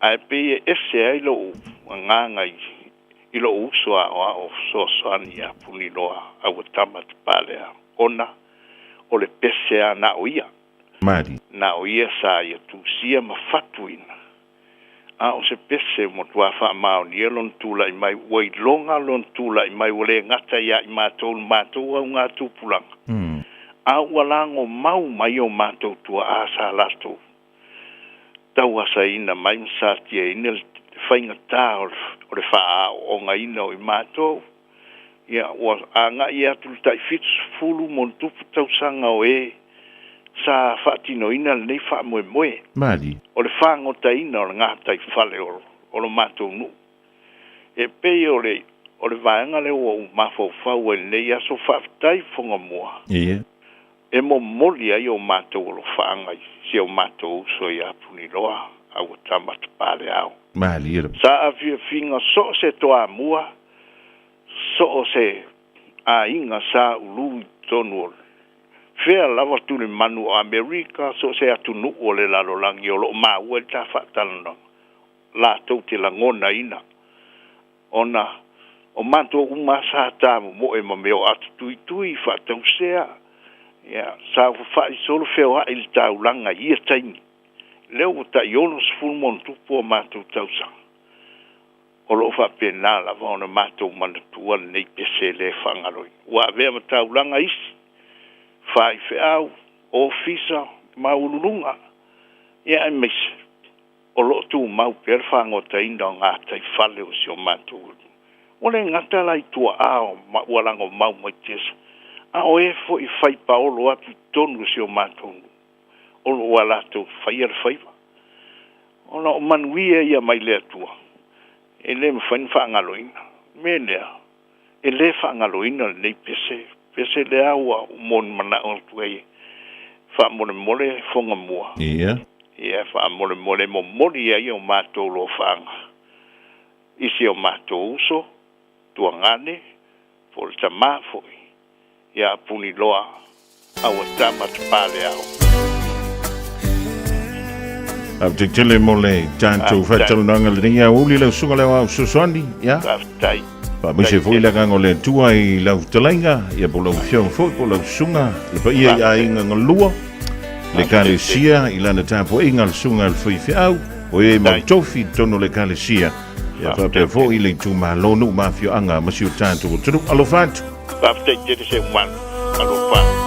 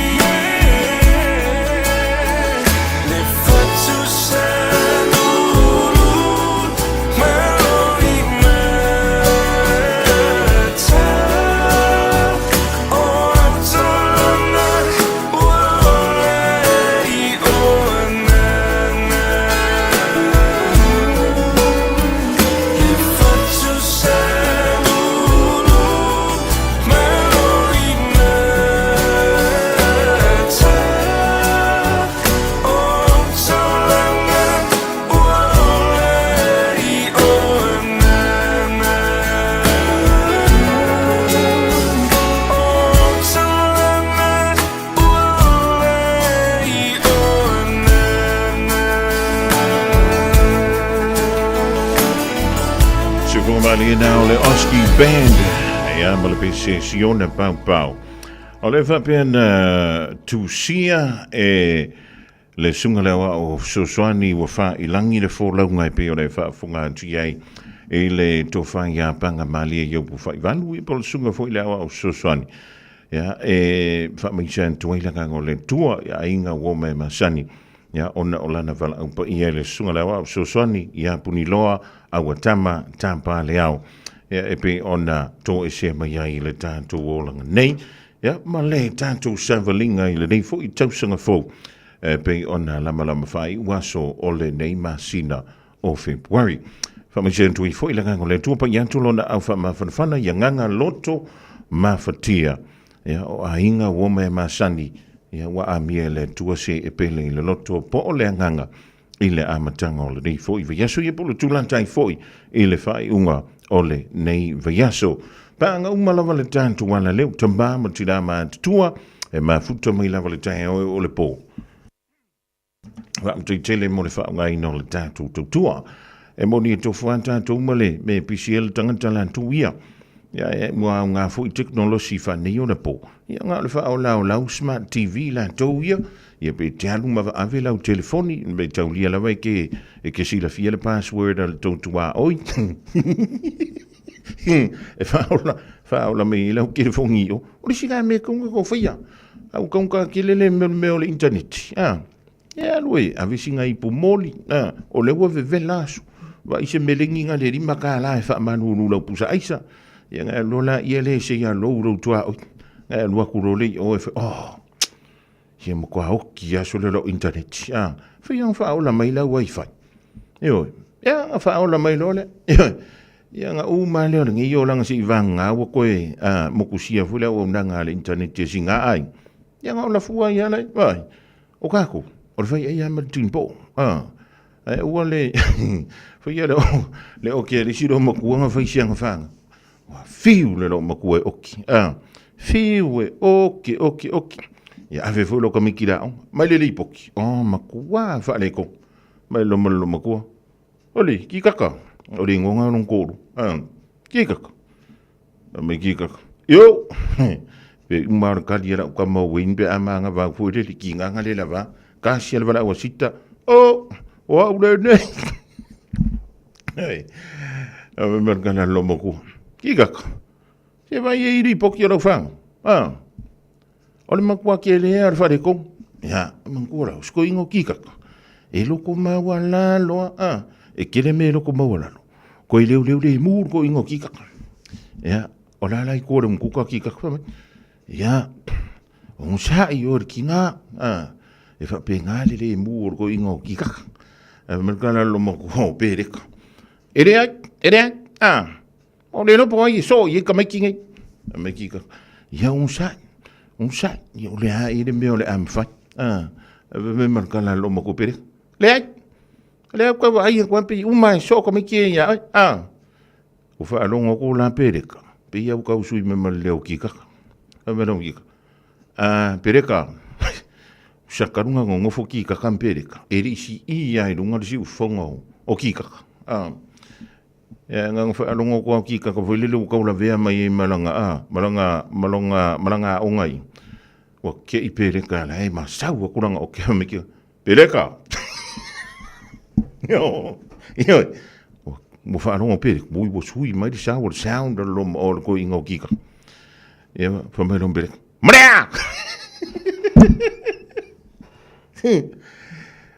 merkala kika i mango ka ko i sambo o sambo lo kwa ngo ko ere o tarampo mangile mere wala o me sunga la suso e man to tanto sambo e ka la ka ko fal e lo nga le mer kwa o i sa nginga le fa ku i ya mi so ko rum ku ka re fai member ko ingo kika bereka mrea ka ku ila no lo leo o le wa ama kan i alis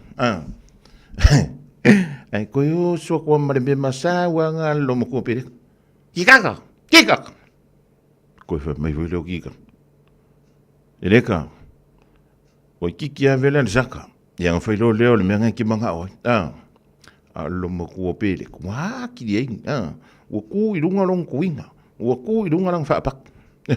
E vai e kora ia le lo makua pereka. O lo wa makanga me mai lo makua o wefa yonga au kafa. Iu ka ko nga o singa kasiar me pa ope ma o sia. Ai vai e. O asola. Nga o karinga nga kuku I runga ping enten. O le vai kai mingi. Ia ua kofuru ka kamara me pua. Ya, koe whea kuki ka kea pereka. Leka. O lo koe whai yaku.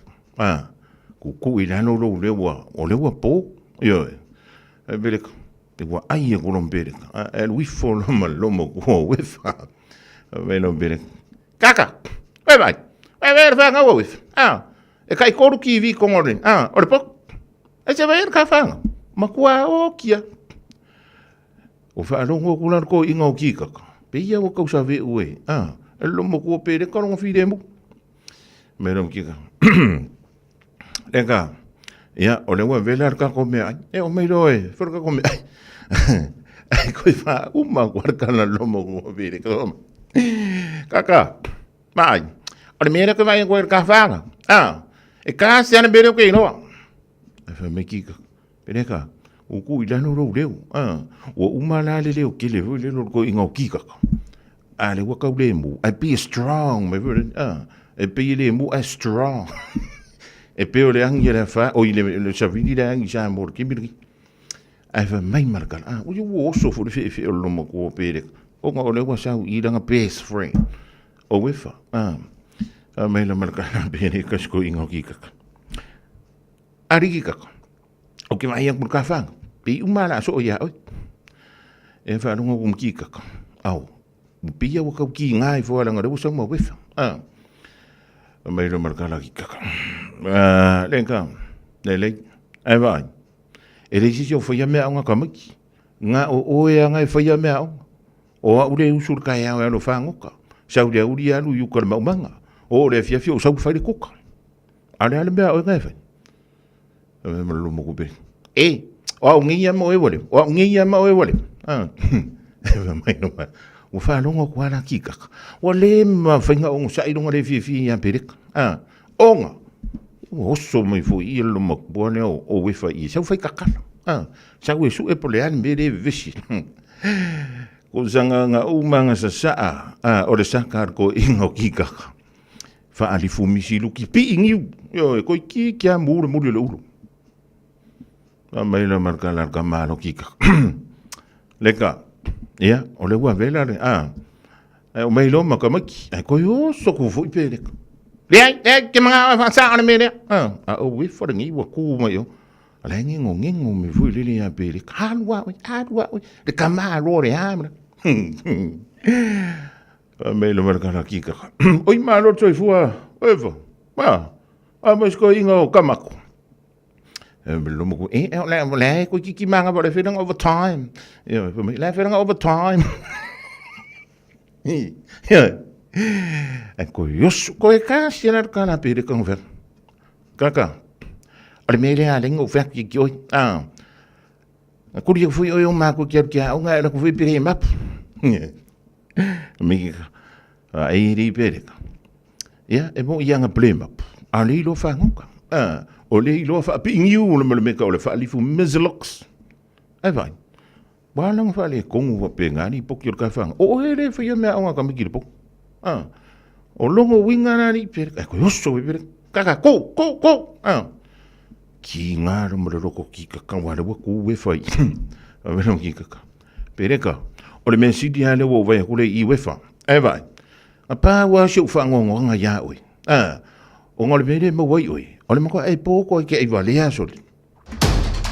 Find your thing at Unitech. We'll give you all the support you need to succeed so you can find a career. Find a job with connections to industry. Build your skills in architecture, engineering, or social work. Get creative, learn a trade, teach our kids, or break into the business world. Choose from over 100 courses, whatever you're looking for, even if you don't know yet. Find your focus, find your future. Enroll now and find your thing at Unitech. Visit unitech.ac.nz.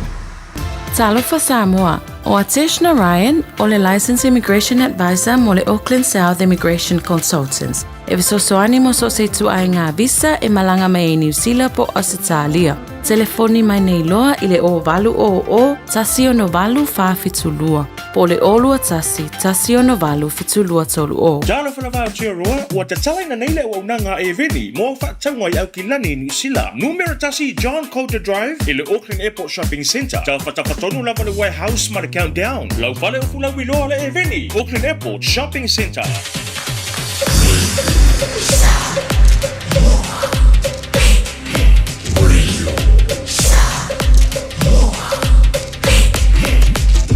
Se limoi votu, amo.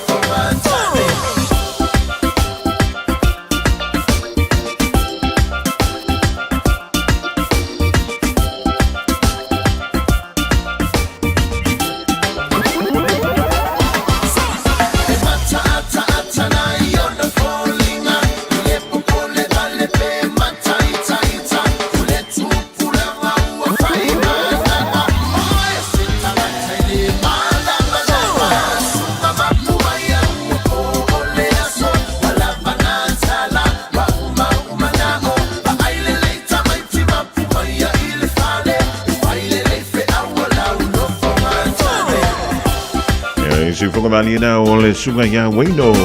Soi langi te mai leo le whantunga tuai a tamaru o mea asa. Le sunga ia en seto whalamoe ma le pese whawhine whaitala. Ai le mawai. Ia se tupe. O esi la fia e iwa te si male tolu wha miliona tala le se leni ale UTOS ua toe whaasafua atu i ona sui whai unite i le lua o lua wha. Fai sau teu ngā tupe e teu whaafainga luenga ai lau se leni ina ia vave whaotau nuu se whaamoe tā ua a lau ainga whaape e kālesia. Whaonga au nanga le ANZ po le talofa voucher, le M-Tala, ma le My Cash e ala i le Click X. Whaafsotai mai le ono valulima lua ono iwa whaiva, le www.utos.ws, po le e-maili o le info@utos.ws, po le Facebook, le UTOS, le whaaputu ngā tupe teu whaafainga luenga o le mawaenga tausia Samoa, teu whaafainga luenga e mātou lau se leni, ai sele e oe le manuia. O se tala fia nei Samoa, wei nei se tautua ma se au nanga family noto mai le Cambodia le City Car fua tu si tasi dua lua Lincoln Road Henderson. Te maua iai le tele o tawa la poa band e o foi tatu tawa le laiti. Tania foi la tau wha le tonu tongi e talafo mo le tatu cashback. A matatu lima se lausi aga ia tu le lima afe tala. Te so te mai ulungia Peter Pernanto le numera o lua tasi o wale walu fitu lua. Pe a manaumia se tawa le fau molo ainga i le tau malulu. City Car.nz. A whai alo sa ili sea o ngā a mata molo walu. Aua loe te toi popole o le Galaxy Childcare e tele o na la lai au ki lani I saute. E toa tele whai a o ngā ngawaa o le a o ina le whanau e ia inga whapitoa pe a le sitala lo walu. Tolus fulu I tū la, free. A vanoa le vēna le a onga mo whemalanga inga le whanau, free. Maua mea ai le whanau, free. E ia inga whapitoa. Mo nisi whamatalanga, whaafsotai le o lua tasi, o walu tolu, lua fitu, lua iwa fitu. Jalo whanawha o tia roa, ua te talaina nei le au nanga e veni, mō whaatangwai au ki lani New Zealand. Numera tasi John Coulter Drive, i le Auckland Airport Shopping Centre. Tau whatawhatonu lava le warehouse ma le countdown. Lau whale o fulau I loa le e veni, Auckland Airport Shopping Centre.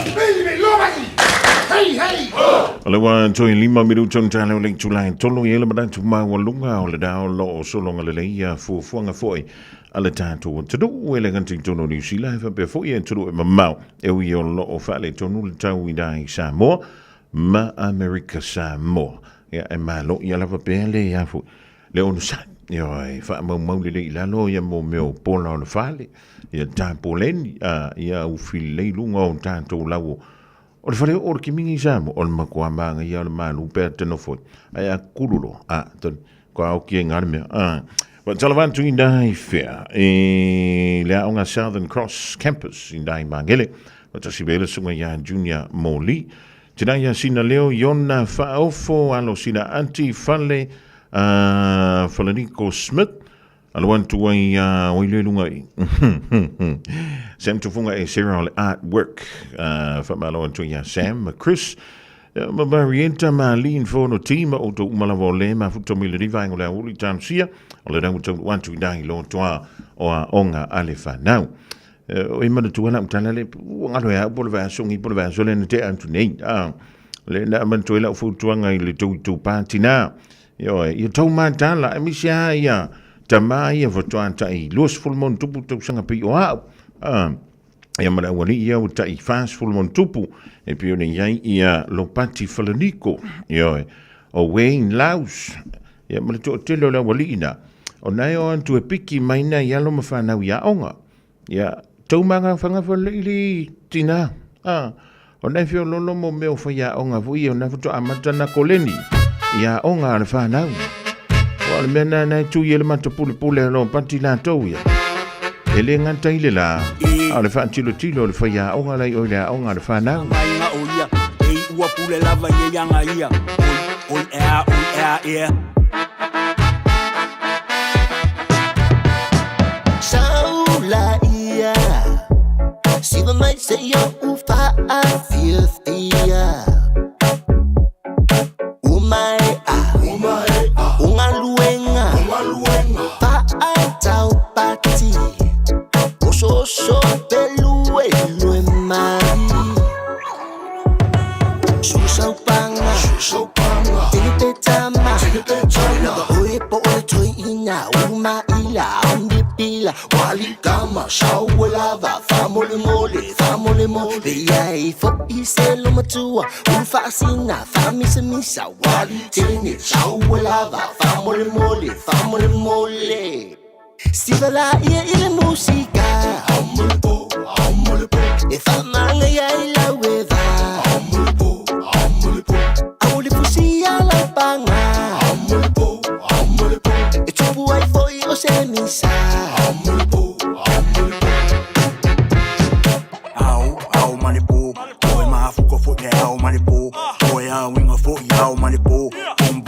shake a boom, papa, oh.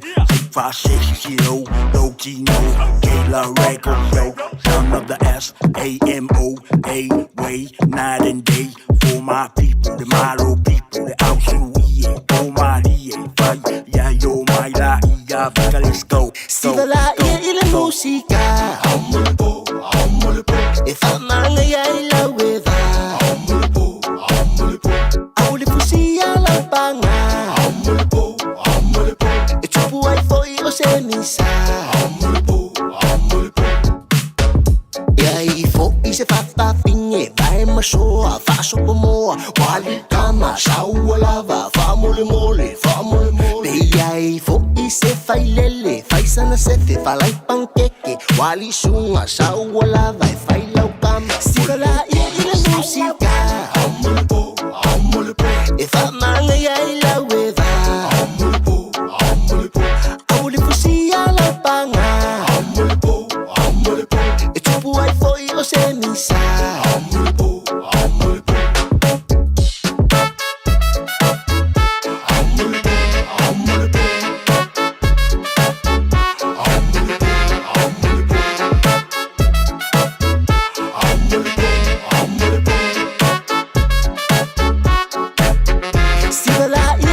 Música. If I'm not a weather, I will fusi a la banga. It's a boy for you, semisa.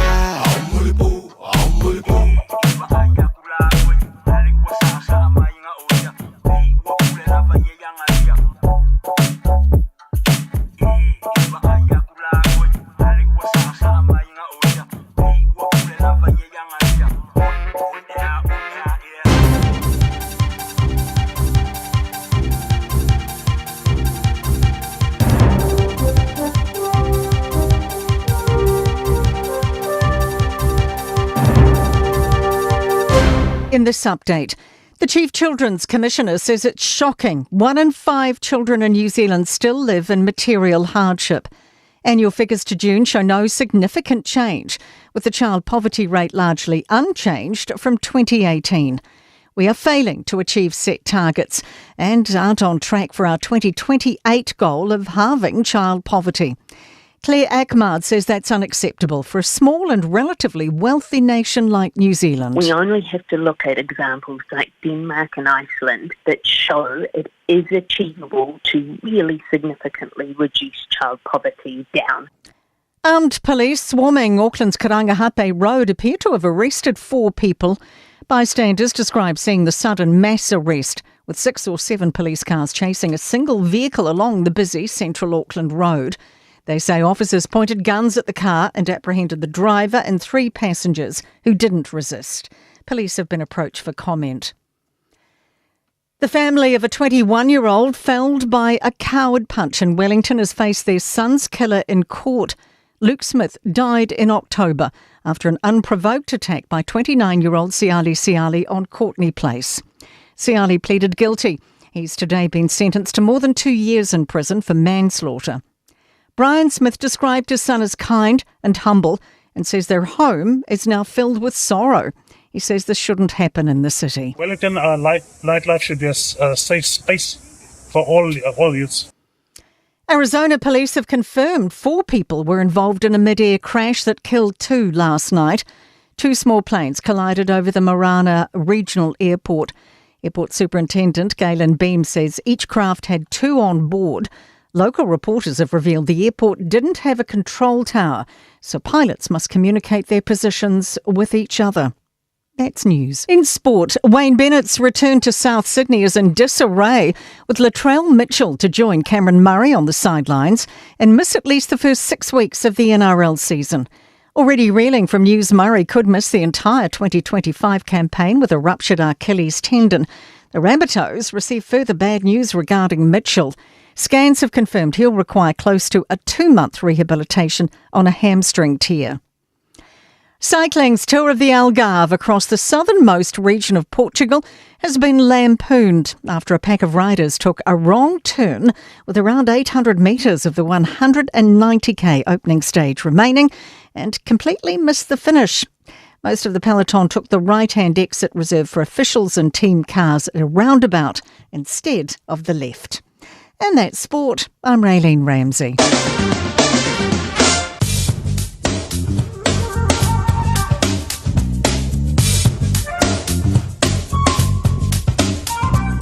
Fatalo fato la utala ne le tamu le so male aso atayao wingo le tamu le so ya wo le ne yaso mai to ulba vaslo ai nei timu ina uli e fatu pula ia le angi me savili mai tu sifo o le atunu bevela fama wina lo sfluono tikiri male malulu se fulu iva tikiri o le angoto ifo le la le afia na nei le sfurtolo minutete e le tu la valu mo le aso atayao ma tele ina wo le aso ma le ai nei timu to ulu ile tayao fatu pula ia o nangi mai savili ma le fa pina ona fa longoina le angi me savili mai sauti sifo ile awa ulianga ya tu ya fiafi bevela fa mawina lu sfuluono tikeri ma le malulu e se fulu iva tikeri ole au so ele la taya wa taya ole to tolu minute ile tu la fitu ma ole angoto ifo ile sfurta si minute ti ile tu la valu la fiafi ole utala na le tamu le somle so taya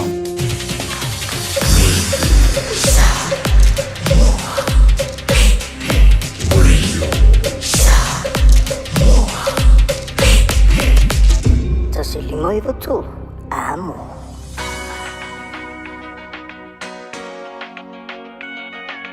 6, 5, 1.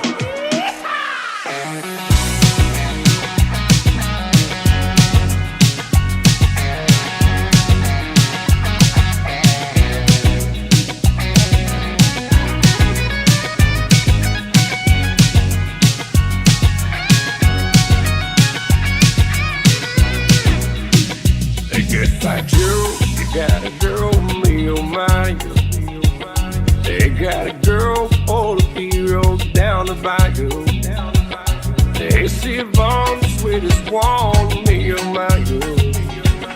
Son of a gun, we'll have big fun on the bayou. They put dope, found dope, place is buzzing. The game folk come see Vaughn by dozen. Dressed in style, they come walk wild, me oh my you. Son of a gun, we'll have big fun on the bayou. Jump away across this pine, feel the gumbo. For tonight I'm gonna see my Jeremy. They kicked off, feel for jar at the gate. Son of a gun, we'll have big fun on the bayou.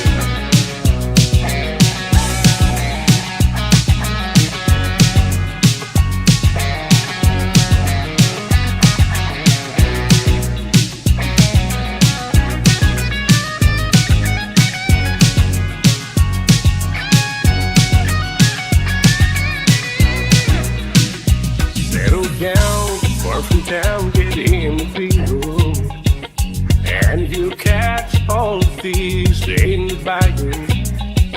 Swap these months by a bomb, what's new? Son of a gun, we'll have big fun on the bayou. Jump away across this pine, feel the gumbo. For tonight I'm gonna see my Jeremy. They kicked off, feel for jar and the gate. Son of a gun, we'll have big fun on the bayou. Jump away across this pine, feel the gumbo. For tonight I'm gonna see my Jeremy. They kicked off, feel for jar and the gate. Son of a gun, we'll have big fun on the bayou. Ciao for Samoa. This is Mr. Cowboy, and you're listening to Radio Samoa. Yeehaw!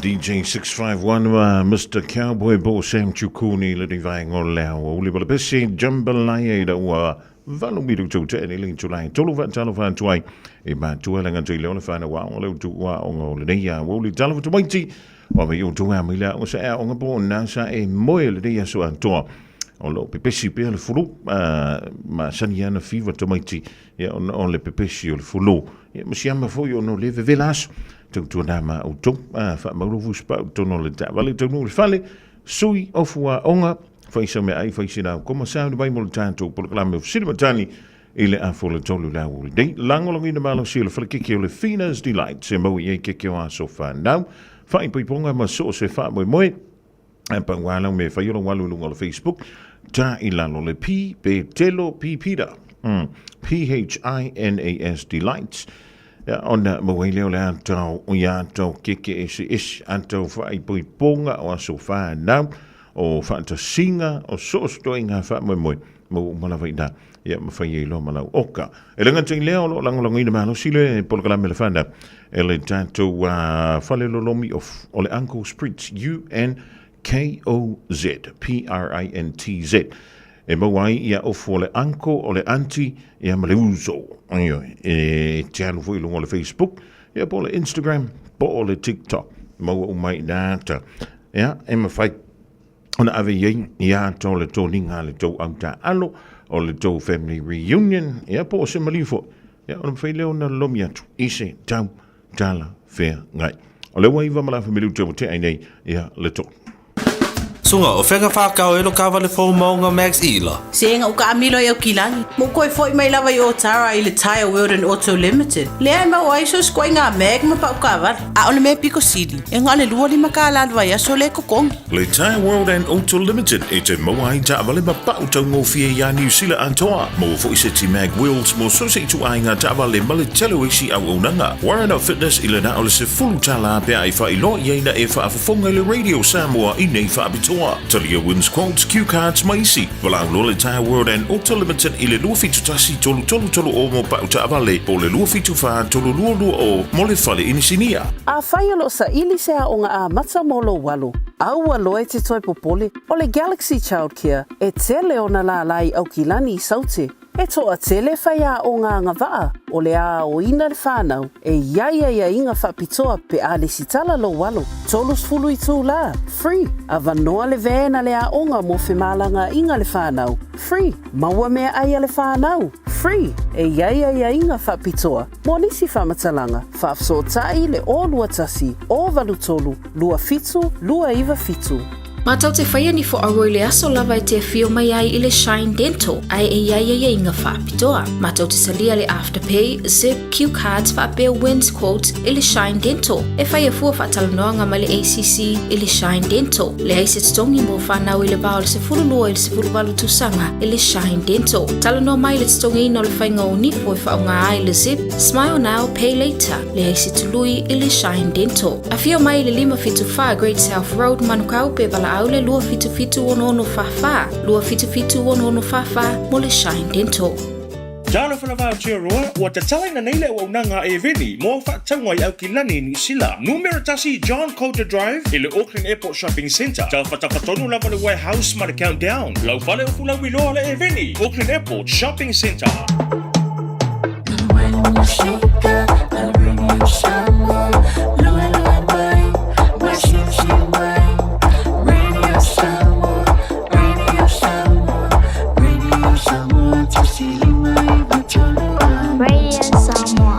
Lewa sfullo miru tu tene le July toluanga i sao tanto i au kilani Sifrui Henderson fatasi me ele telenga i olungia pira pele danto le City Cars. Wa televanto olungia malo le faiva e malo foi sai tutu mga luenga o le fata fitu nga luenga le nive so malo le soifu manuia.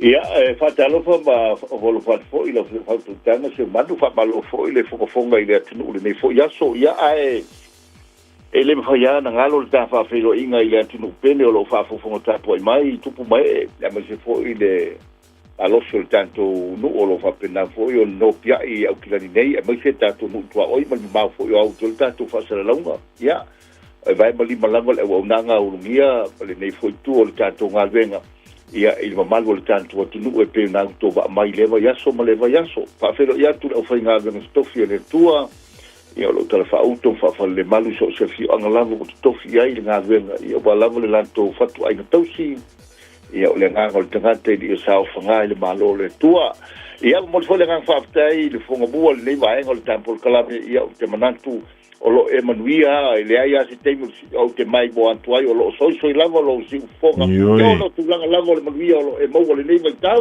e nga fa alo o te papa ilo yo a o lo fa o lai o a tili ena mo i si manuia e tele va te manu volta va soa ia la tala ia ta fa ta vale ni o le ta por calambe ia e mo bualo mo tu le nga fa tai Samoa i le tulanga fo i o lou manatu mai fo i le mau fo i whaatala ulantu longo tanto wala leo ia e tau longo po polipel tātua tunu i meo lo tupu tono tanto lo toa manatu ia o le vaenga mo lava fia whailo e whaafta ia tu ono tulango finance o le vave ai o tulango lo ia tātou finance te mire nei a mai al tātou tio i le lei a to tol profile tasi ali tula lua i tula mau malitali si vanga nala wa iei nai vaenga o lo whapena fo i ona ia ini nai finance o i tolu ia na pauli nao vaenga i tau tosonga tai tanto finance ia ma feeling ia uma foi tanto statement ia ma fa mau ni o mo nei vaenga uma ia wala le fa mo mo ala to foi paperwork o tulanga lo ia o lo tele mano no ia tanto ta vale o lo tono tanto lo toa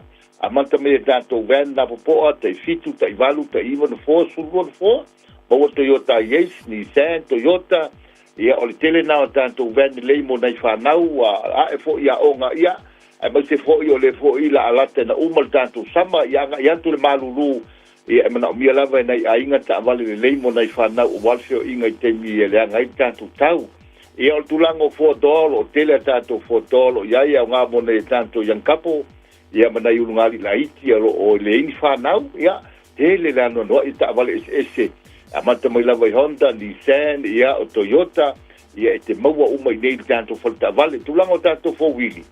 Ia o lo mawhaiana o ka tanto four-wheeling, lei lava o le Ford Ranger, luafe, lufu lua, lufu tolu, lufu fa, ia whata solo mai lana lufu tasi, mal suruiva, ia mai se foi Toyota Hilux, o lo mau foi tanto RAV4, i so se tu ainga, i te usanga uma nasa ala watu, a wati no fwai, wala au mai whatatala noa ungia.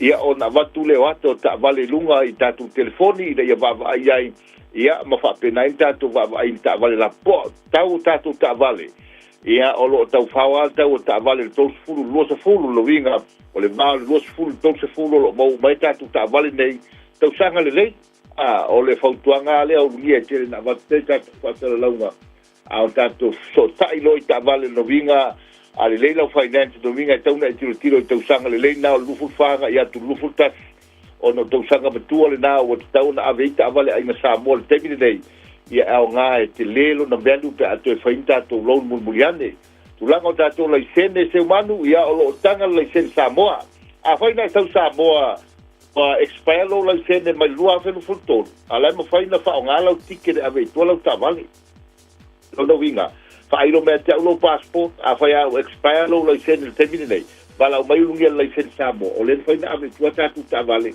pa wale me ask me le finance o le show what o lo ticket pena fo i mai tonu luafe lu futonu fufa ai la na ai lo sau fa termine nei tatu license nei ia bala o mai tatu numero le o tasi o valu fitu lo fitulua ia fitu aso vai aso e ola il telefoni nei ia alu le po atua maleao ele fai ngalo atu pe atang tangi mai tatu telefoni ma le numero del company o le oiva lua taslima ma luiva lua fitu te mau yel so tainga ia i nei tatu falta vale nei ai tele Lincoln Road fa sanga lela malventono ma le tu o lo fete ato cashback ia o lo mau mai ato cashback ali le ala profile me antal sanga lo suwa fe pa fa vale tunga ai ava pela me te mara mia sina il no winga o le tolu afe fa afe ma le lima afe angai mai lalo le afe ia me fainta lia uma ia vaenga uma ia pe afa pe me fai ona fa tino uma le te metasi tal sanga ia tulanga fo tatu ta vale malanga tu isi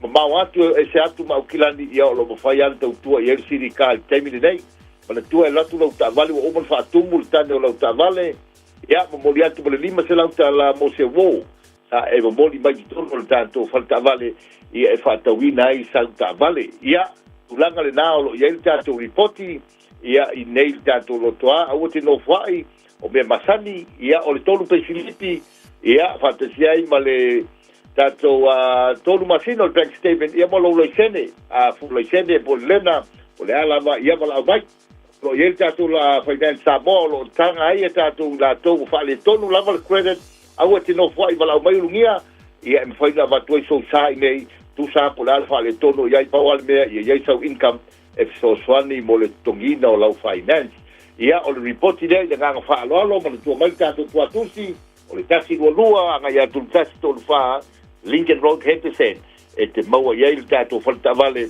ia ma le tātou website o citycar.nz ia open ani lungo lau smartphone na mata le ia update tātou tā vale ia le taimi se manu ia mo le atu le nga fa aftai fa to fala inga ia mo le atu fo le nga fa aftai le tunu ia mo foi so manatu wa ia tuto to le yaso foi forza bomba ia manuia o la auto ono le o ngia ia i lungo le tātou ala leo fa aftai lo to manatu mai nga fa alo So i fu mai mria e to fai ia lungia pira pela danto o le city cars e te maua i dai le tasi lua tasi tolu fa ia tasi lua pa tasi tolu fa Henderson ia po i dai Lincoln Road i dai Henderson malau ia le lua tasi lima valuiva lua fitu lua tasi lima valuiva lua fitu ia po numero vala au fu o over se lau lua fitu tolu valu fitu over se lau lua fitu tolu valu fitu. Sfuluiva mana meru te ai tolu tomaiti fa Moses pa tono le ta vale tonu ia inga fa se me ai koma e su yo o fua ngoma sound by tanto proclame of Silman Tan. All I hear is Radio Samoa, Radio Samoa, Radio Samoa. Tasilima iva tolu amo. Radio Samoa. Silima i boku amo.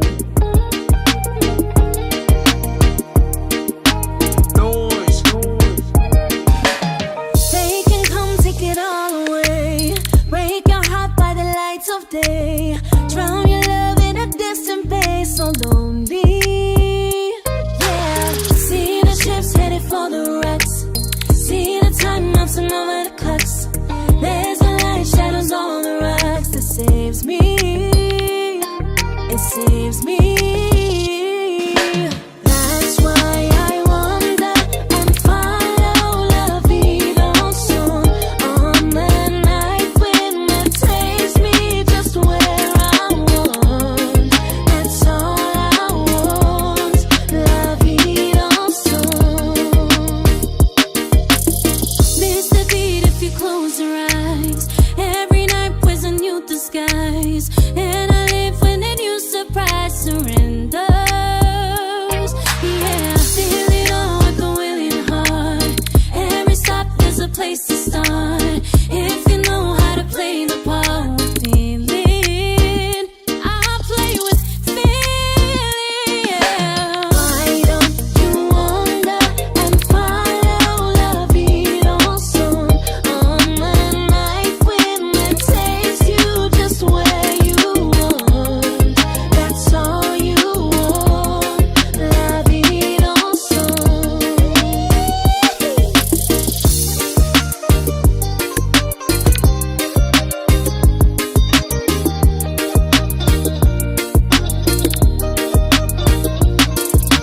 That's why I wander and follow la vida son. On the night when it takes me just where I want. That's all I want, la vida son. Nos ensemble y suivons la vida son. Dans la chanson, c'est toujours la vie qui chante. La vie qui chante, la vida son. Ensemble y suivons la vida son. Dans la chanson, c'est toujours la vie qui chante. La vie qui chante, la vie dansante. Super mali da ni si alo to mai tai ala tato o tunu wala fe pese wa fai ngoi na le ART ya ma le pese wa fai ngoi na la vie danso o le fafaran e si langa le nei ngangana e sele mo le me o le au le le o le ngangana e ui anga ke le mana malama ia ai so ia ua pau lava o le vai ungol di vea so i le dao le sa pe tu so le dao le se fulu le sa a sauni tonu ana a matai ia le lotu wa o le temina le famia a matoma iai ia panga a mata ole fusuanga o le aila a tawalungaina e lupe soli ai la auli Joseph Parker ma le lio Daniel Dubois mai i Beritania. Ia la dongi, wan tauna e sila kaunga e va ai ia po o io e tauna e tu fesili io le me ke kauli kile vole mara usili pa wa ole a fanyi ko nga pesengani ia pa wala utala fai so io so le pe mo il kana le famille saule io fa ko ivo pe saule pe saule fusu anga pakal TV apa wanga ora kale nga ono fa longo ala po io ko au karango nga ko karango ile ka pa kai ol forsa e ko kire ko po ye mo fa melanka o nga wa pok lang fusu ia ole me pito silina e tata ia ona tanto whanongorongo i le whai ngol lewe aso al timida le whamai e amatai tusa o le poi o i Peritania ia o le tai au nao leo sa ia i tanto i nei New Zealand o ko i Australia so e le meo lai le inkia la kou ia ka kou ngai Hawaii so e fo i le meo lai le Hawaii da kou mara Amerika Noise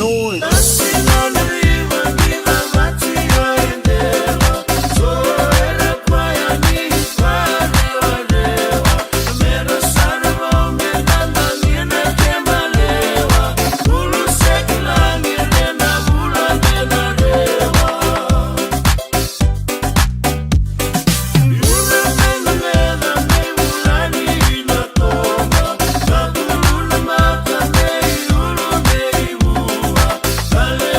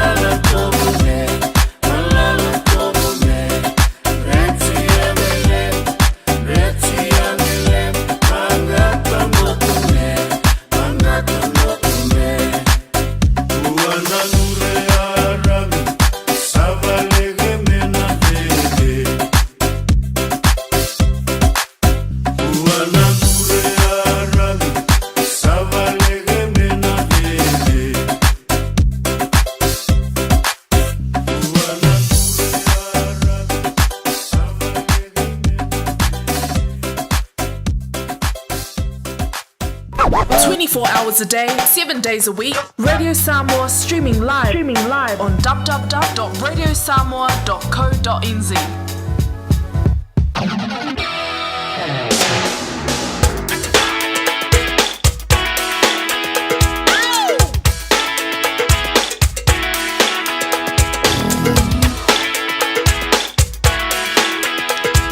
Jimla Chile Radio Samuel the Divine Woli Waf to Nailing to Line Tolu Fat Telephone to Eloy Man to Wama Fana Ole to Onga Olea so Tofi Talo to make Tiama Yoto Ea Mila Onga Ea May Foilo Waso Eo Santa Lima e Tina Lalai. Okay. Ole numero telefonim Fune Vlami Lidia Woli Ole Tolu Fitu Tassi Lima Eva Tol Tolu Fitu Tassi Lima Eva Tol. Ole tanto silimo muali tomait. O ai le ingo le tanganta le ole avitawi. Ya ma le sunga ya lupe soli aila auli Joseph Parker ile fa ingo le neva yasu. O ai le ingo le tamafus le ala avitawi ma Joseph Parker ile fa ingo ole neva yasu li tomait. Alo su ma le tani vala mai le tolu fitu tasi lima iva tol. Tulu ngon tono le tanto se ile fa ya daya.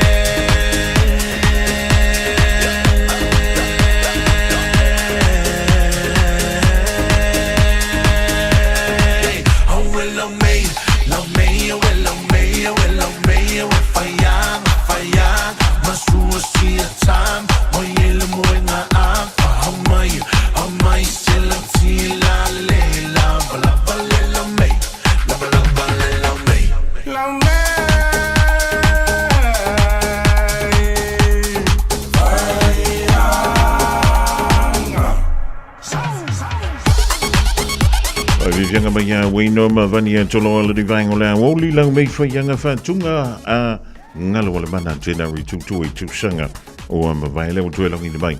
And if we yellow special dance to do Fantasy Email of Suswania DJ 651. Polokalambela fan now Silimatani Ndia Woli Bantango Feel Stuffy Facey Villa, Ola Solus Fuludeo Albacino February Lua Filo Lima, I feel a foot to Walia Ongalafan now they don't know Zavaleva Yandeola to Fuspa. Tono Yainga, sui ofwa onga fisa me aivala umai, tolu fitu tasi lima in tolu. Olefa yung oleva yos de yali ya tomit. Olefa tonu inaile fu suanga la wilo ya oleva na fantantali yang. Ya le to tele le manu le tru. Ya fa pe fo I la to fia. To mo finga le lo Samoa. Lupe soli ai la uli Joseph Parker. E fa le amatani fu ang momo I le towns fulu tau la sa so nei. O le facilita. Oi le ngol tunga to Peritania. Le o la toi mapaka. Ile fa I ngol nei vai so. Chalo va Amy. Salamat sa manua mai oi. O le fu ya manu ia va tai wa mai. Ma via pasai, ma via pasanga fa. Fa pe na fu sole. Nga e alu se merka so fu di. Samoa. Wow. Le umile na lu Sam. Lua vai so. Ia e a mai la Samoa di. Qua bevela ai manga ya. Bevela ai ala bevela le wi o kila. Vai vai. E vai le vela au ki. Ia le. O le a foi le vasenga le wi e le ia tau sangari e. Vasenga iwa. Ba, o le we a makai o le kolisia. Doi. Ia. Ka se singa kolisi ma le o ngale sa o ngale tau sangari teni. Manga ya kule kolisi ngalo ole a o ngamek. E, ola ai se mo e fe me ma le kolisi. Ya, pues, va a ver ya vasenga kwe manga ya le kuli oi sai. E manga ia le va ve o senga ko ya. E tau le lango na tu o ya im. O ngai ki lungo le speaker. Ya. Ne ai. Ala na me mo merkana. Ah, le ki ko ko vale. Ia, kangola we se me speaker ai tu sa o le utaling. Ah, fa mo le mo. Ya, o la le me manga yaile. O la le me manga yaile. Le kolisi na ilo le interview.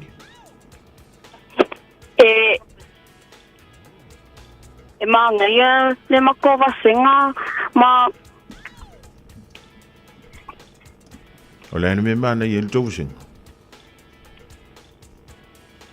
Nei fa longo sa o mea o I lungo ke le fongi o ke fa longo fu I lungo le Facebook. Ah, Amy. Hello. Ia, on sai bena, on sai bena. Le si tanto vala talofa. Talofa lua tolu fa so talofa. Talofa se manu. Oi talofa e mika. Ia. Wa me no sunga ngia uli. Lewa mango via faftai. Ia, ele fo ia o ngaluenga a. Le ai va so le asolua, o makalo fuso wanga the opportunity under the wing of Joseph Parker. Ia, so. O mga pukle le TV be maka lungo ke fu. Kaido. Ia. O le calling ia lo boxing artist first started. Sole. Ia. O le division ngai ke calling yeri mika. O le calling ia fa lusilo kingo mare me aia fa lusi ai. Ma ngai ke la. O la so fa lungo kingo. We lusi pe. I o le lusi. Ma ngai ke le. O calling fuso wanga. Ia, ma ngai. Ma lo tsa paka. Ma ngai le ke le ngami. On sai be lunga ngasi ko sia ke ku vala u talovo. Ia toi tam vai mai. Ia le tolu fitu. Tasi di me tu le. O la luka ko ia Amy. Talofa. Ia. Oi le ngor kamale ftawi ma Joseph Parker I lesa. Tele le tali. I tele le tali. Io. A ole ke fia lu ko ngor sei.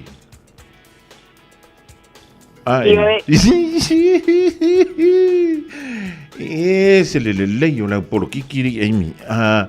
E ke le rangi mea onga o mai fai le fale pe le fai uma ko mea onga I ol kolis.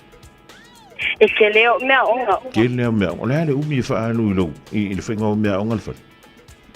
Le kasi kula. Kasi le kula. Winchi. O ha me faa onga isi mau I kula.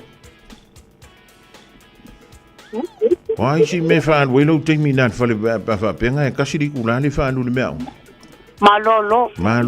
Ia lele. O le ase kukorangi e fifi Amy? Okay, lego. Ia lele. Fai o male ia mea onga. Ia fa tele le vala mai. E o ke pole le o yelo so fa tu no tanto se ia tai. Welo. Ia. Allo fa tele antu mo ia nei fifi Amy va tele vala mai. Mika o ile ngor kamba. Ia. O tenho tipo. Ah, soli. E mo ilo kono. E mo io. E ke lo kula pe ke ngofe maka le fusuang. O ki aro lo. E ke loko mai maka kongo le whatisa? Le. E ko ka ia waso ko nga ire fai.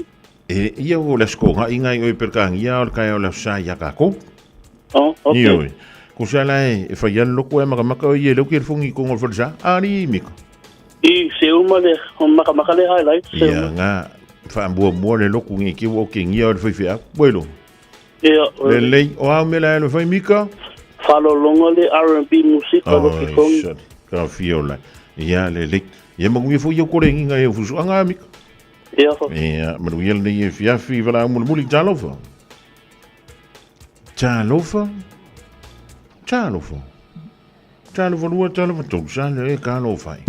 Ia o misi lo wa do e o le ngonga kama Daniel Dubois e u po o ka e pe o ko ingo po le imangi le nga lai fai ki ngol le ia Daniel ia fa ia si pu ora ko inga le imangi Daniel Dubois stasio tanga talonga e totonu peritani e ta longa o le fai pelenga le o sa riatu e fitaui ma la auli lupu salu ai Joseph Parker ia ma te fusu anga mo le Charles Fulu ile taiao o le asosa Yo, o le termina i nei New Zealand, Charles Fulu amatai manko fo me yo fusu anke kele fape.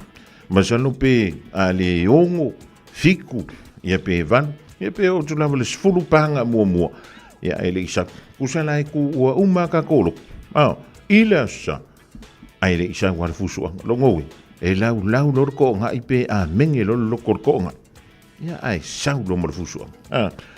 Fa tu tele matua lena bala umeia la tu wano le tu ia la tu ngo tonu se ile fa yan tayo. Just think a minute. It could change everything.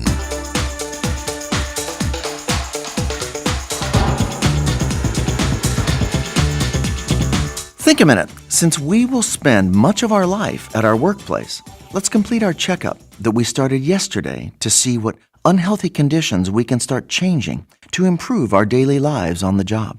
A fifth symptom of an unhealthy workplace is sleepwalking, kind of like sleepwalking. Your body is there, but your heart isn't. Your enthusiasm and expectation of a good career that you had when you first started this job is gone. So you spend more and more of your time daydreaming at work or escaping through activities like personal phone calls, the internet, the coffee or tea room, or other non-work activities.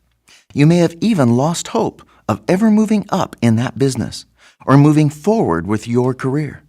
Another symptom of an unhealthy workplace is where hard-working go-getters and innovators are criticized, teased, or even laughed at. Your ideas for improving things are rejected and put down, not only by your fellow workers, but even by your boss or manager. This can become the crippling, even crushing side of the tall poppy syndrome that wants to keep everyone down at the same level. Even if the employee who wants to improve is not going to hurt his fellow workers, they still don't want him to succeed at helping the business grow, simply because of their petty jealousy. So every day you're surrounded by insecure, backward thinkers who hold you down from achieving the career you could and should have. The final test in your workplace checkup is to ask yourself, do I make a difference or just make a buck? At the end of my life, what difference will my life's work have made? Will I have fully used my abilities and personality to help change people's lives and my community for the better? Today, why don't you ask the one who gave you all your abilities to take charge so you can maximize them for his honor and other people's good, as well as your own? Jesus may guide you to a different job or keep you at your present workplace, but give you his strength, wisdom, and love to influence your fellow workers, to start changing your work environment into a healthy, happy one for all of you. Just think a minute.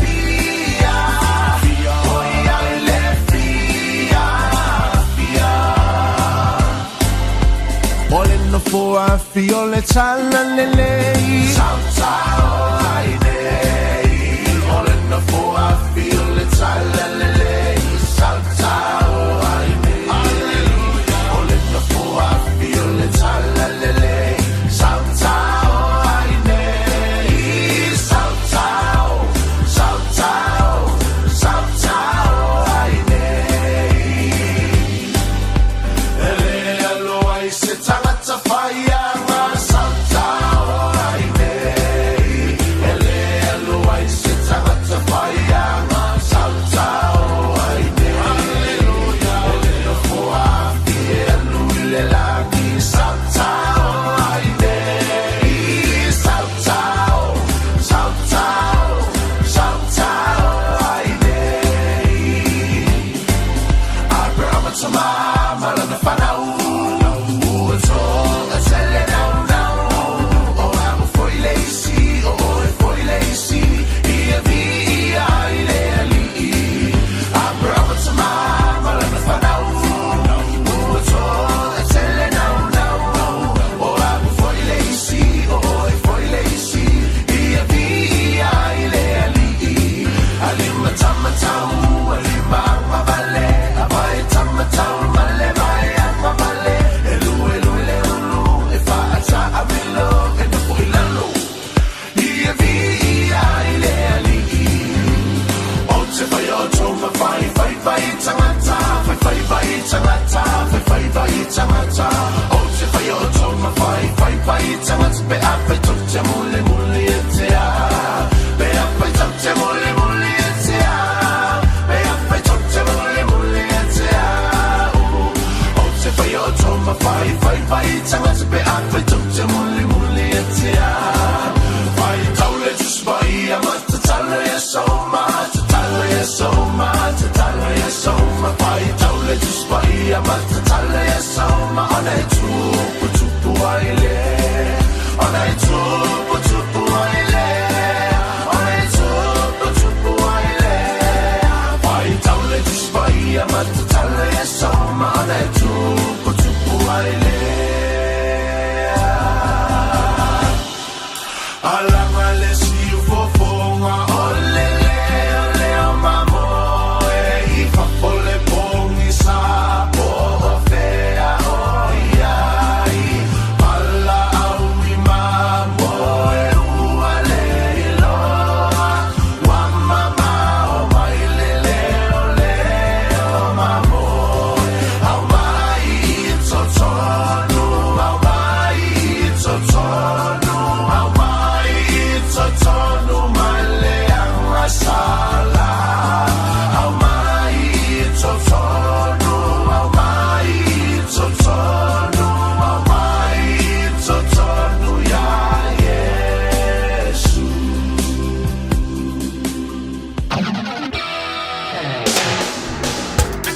Siu whangamali nau le sunga ia wino le rivango la Woli ni sio pese we you tu sia maratuai Ia tingu le onga Samoa le onga le whaiwhi au I Samoa Ia tau whina whanti ta I tātou ni au te aro Taurunga joy le polokalame nau le think a minute Le rifo I vaenga o le Woli anga I antu I le fiafi polokalame le whanau Whi silimatali langolango I le malosi le whalakeke o le Fina's Delights Mau I keke o aso whanau whai puiponga Ma so se whamwe Moe anga I lunga le Facebook Ta I lalo le ngoa PHINAS Delights Ia E mau antua ia ta umalawa keke E lenga tuilea O le whale e lo lomi ei ofu mi tiafu Ia atua I fui ma ofu ma whana E o I tau ninga a inga Mo family reunions o maliu E ma so se vaenga e mo miana lo lomi E te mo e lunga le Uncle Sprint I lunga le Facebook UNKOZ PRINTZ O le vaenga dan lewa langolanguina Fantasi e ma le Fina's Delights Ia le tātou polokalame nau Silva Tali I le song ia malasa o ia tai oli to mai tifa te antu I matua I le fa avrina o le tenga ai tātou toi whila I la so antau to mai te me tu wai la o ngai le afo le tu la tolu e le tai na le fa pene ia tai o le afa ia le tātou sei po I o tom le la manu malo I fa ilonga o Saudi le Fina's Delights ma le Uncle Springs so te antu matua a maruia le fiati to mai alofa antu whila I tai o Malo o soifua o le siafufonga Samoa, Radio Samoa, tasilima I vatolu a mo. Se kia Radio Samoa.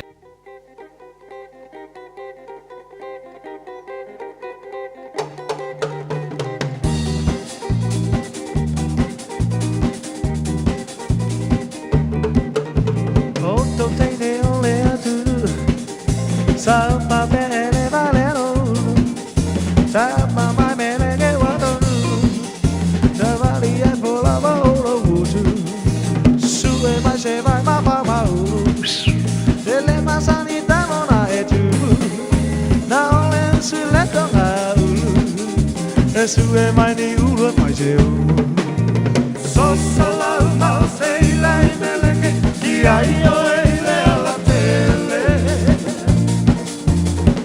no pasa la ele agua la televisión con agua tan malepe mamma podía sole pa se la neole mamma meleke mamma no falla tu de matele de una vale tu sabeme dia ilo ai nga e sola na poi sa tabua se va a la talata y le paito toda olea a sala Savali vali solo y le ala pero se tiene male taula a este le lo hay la lava e mamá lo tumba lo a la paga sosala no se le mele que día y hoy le a la tele no puedo solo le a la televisión con agua tan malepe uma podía solo pa pete de la neoleta mamá y meleke uma no falla tu te mate le de una vale tu sabeme so solo una hoteila y meleke y ahí le a la tele no puedo solo irle a la televisión con agua tan malepe una podía solo pa pete de la neoleta mamá y meleke uma no falla tu te mate de una vale tu sabeme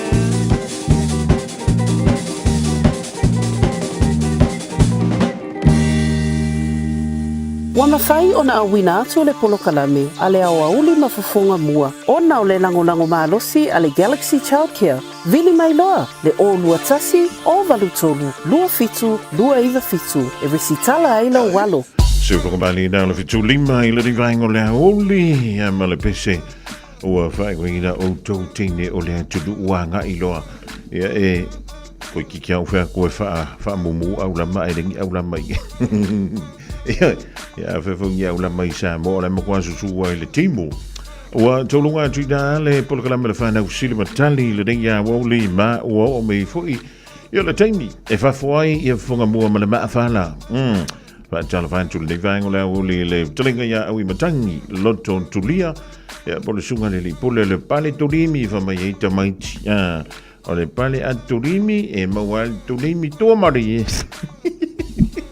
mo tato ye singana wale tauta mali ile tatu ma tanga ya la foi no le ai dai poto le tutai e foi le taimi e tinga yona au pea o mai le vai taimi o le malulu ya male ma ini o le porkalambe o le nganga I fo faiva ma le fionga ya le atoa sa vea pesita ya e me foi le ona e mai moma e fa fonga fo yai pea mai atatu tala wa tapreina ele fa le tu ya miriama la tope antale fa ile afia fidei ole tawulunga na ole tantu mafutanga le tawa ona de fonga bua po le tawa ona semanu baru ye tele na singo toyo le ringe fiafi yo valo tantu va akele kufa mai ale ai pai mana tua tantu fuala au te matamuli au te fa manaya e faya winu manga I to tono le tofani tolo imbatautu male penisula mai molino le tai tu pito ia pia si o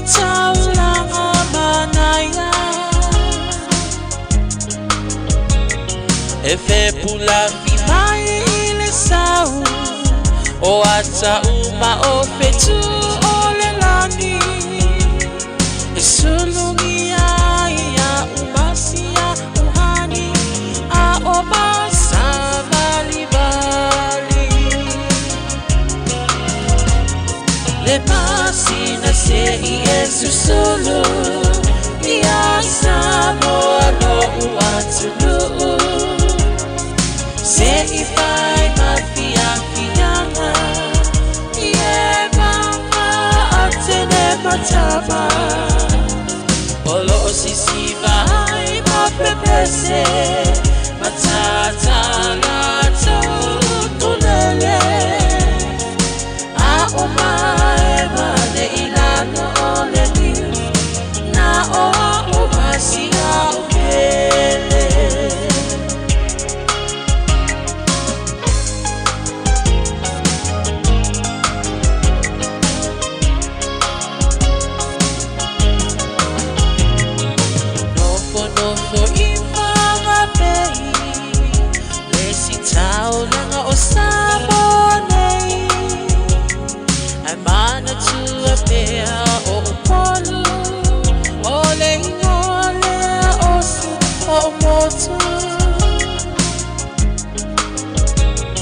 Ele mafai hanga ona ngalo le tafe tafe mali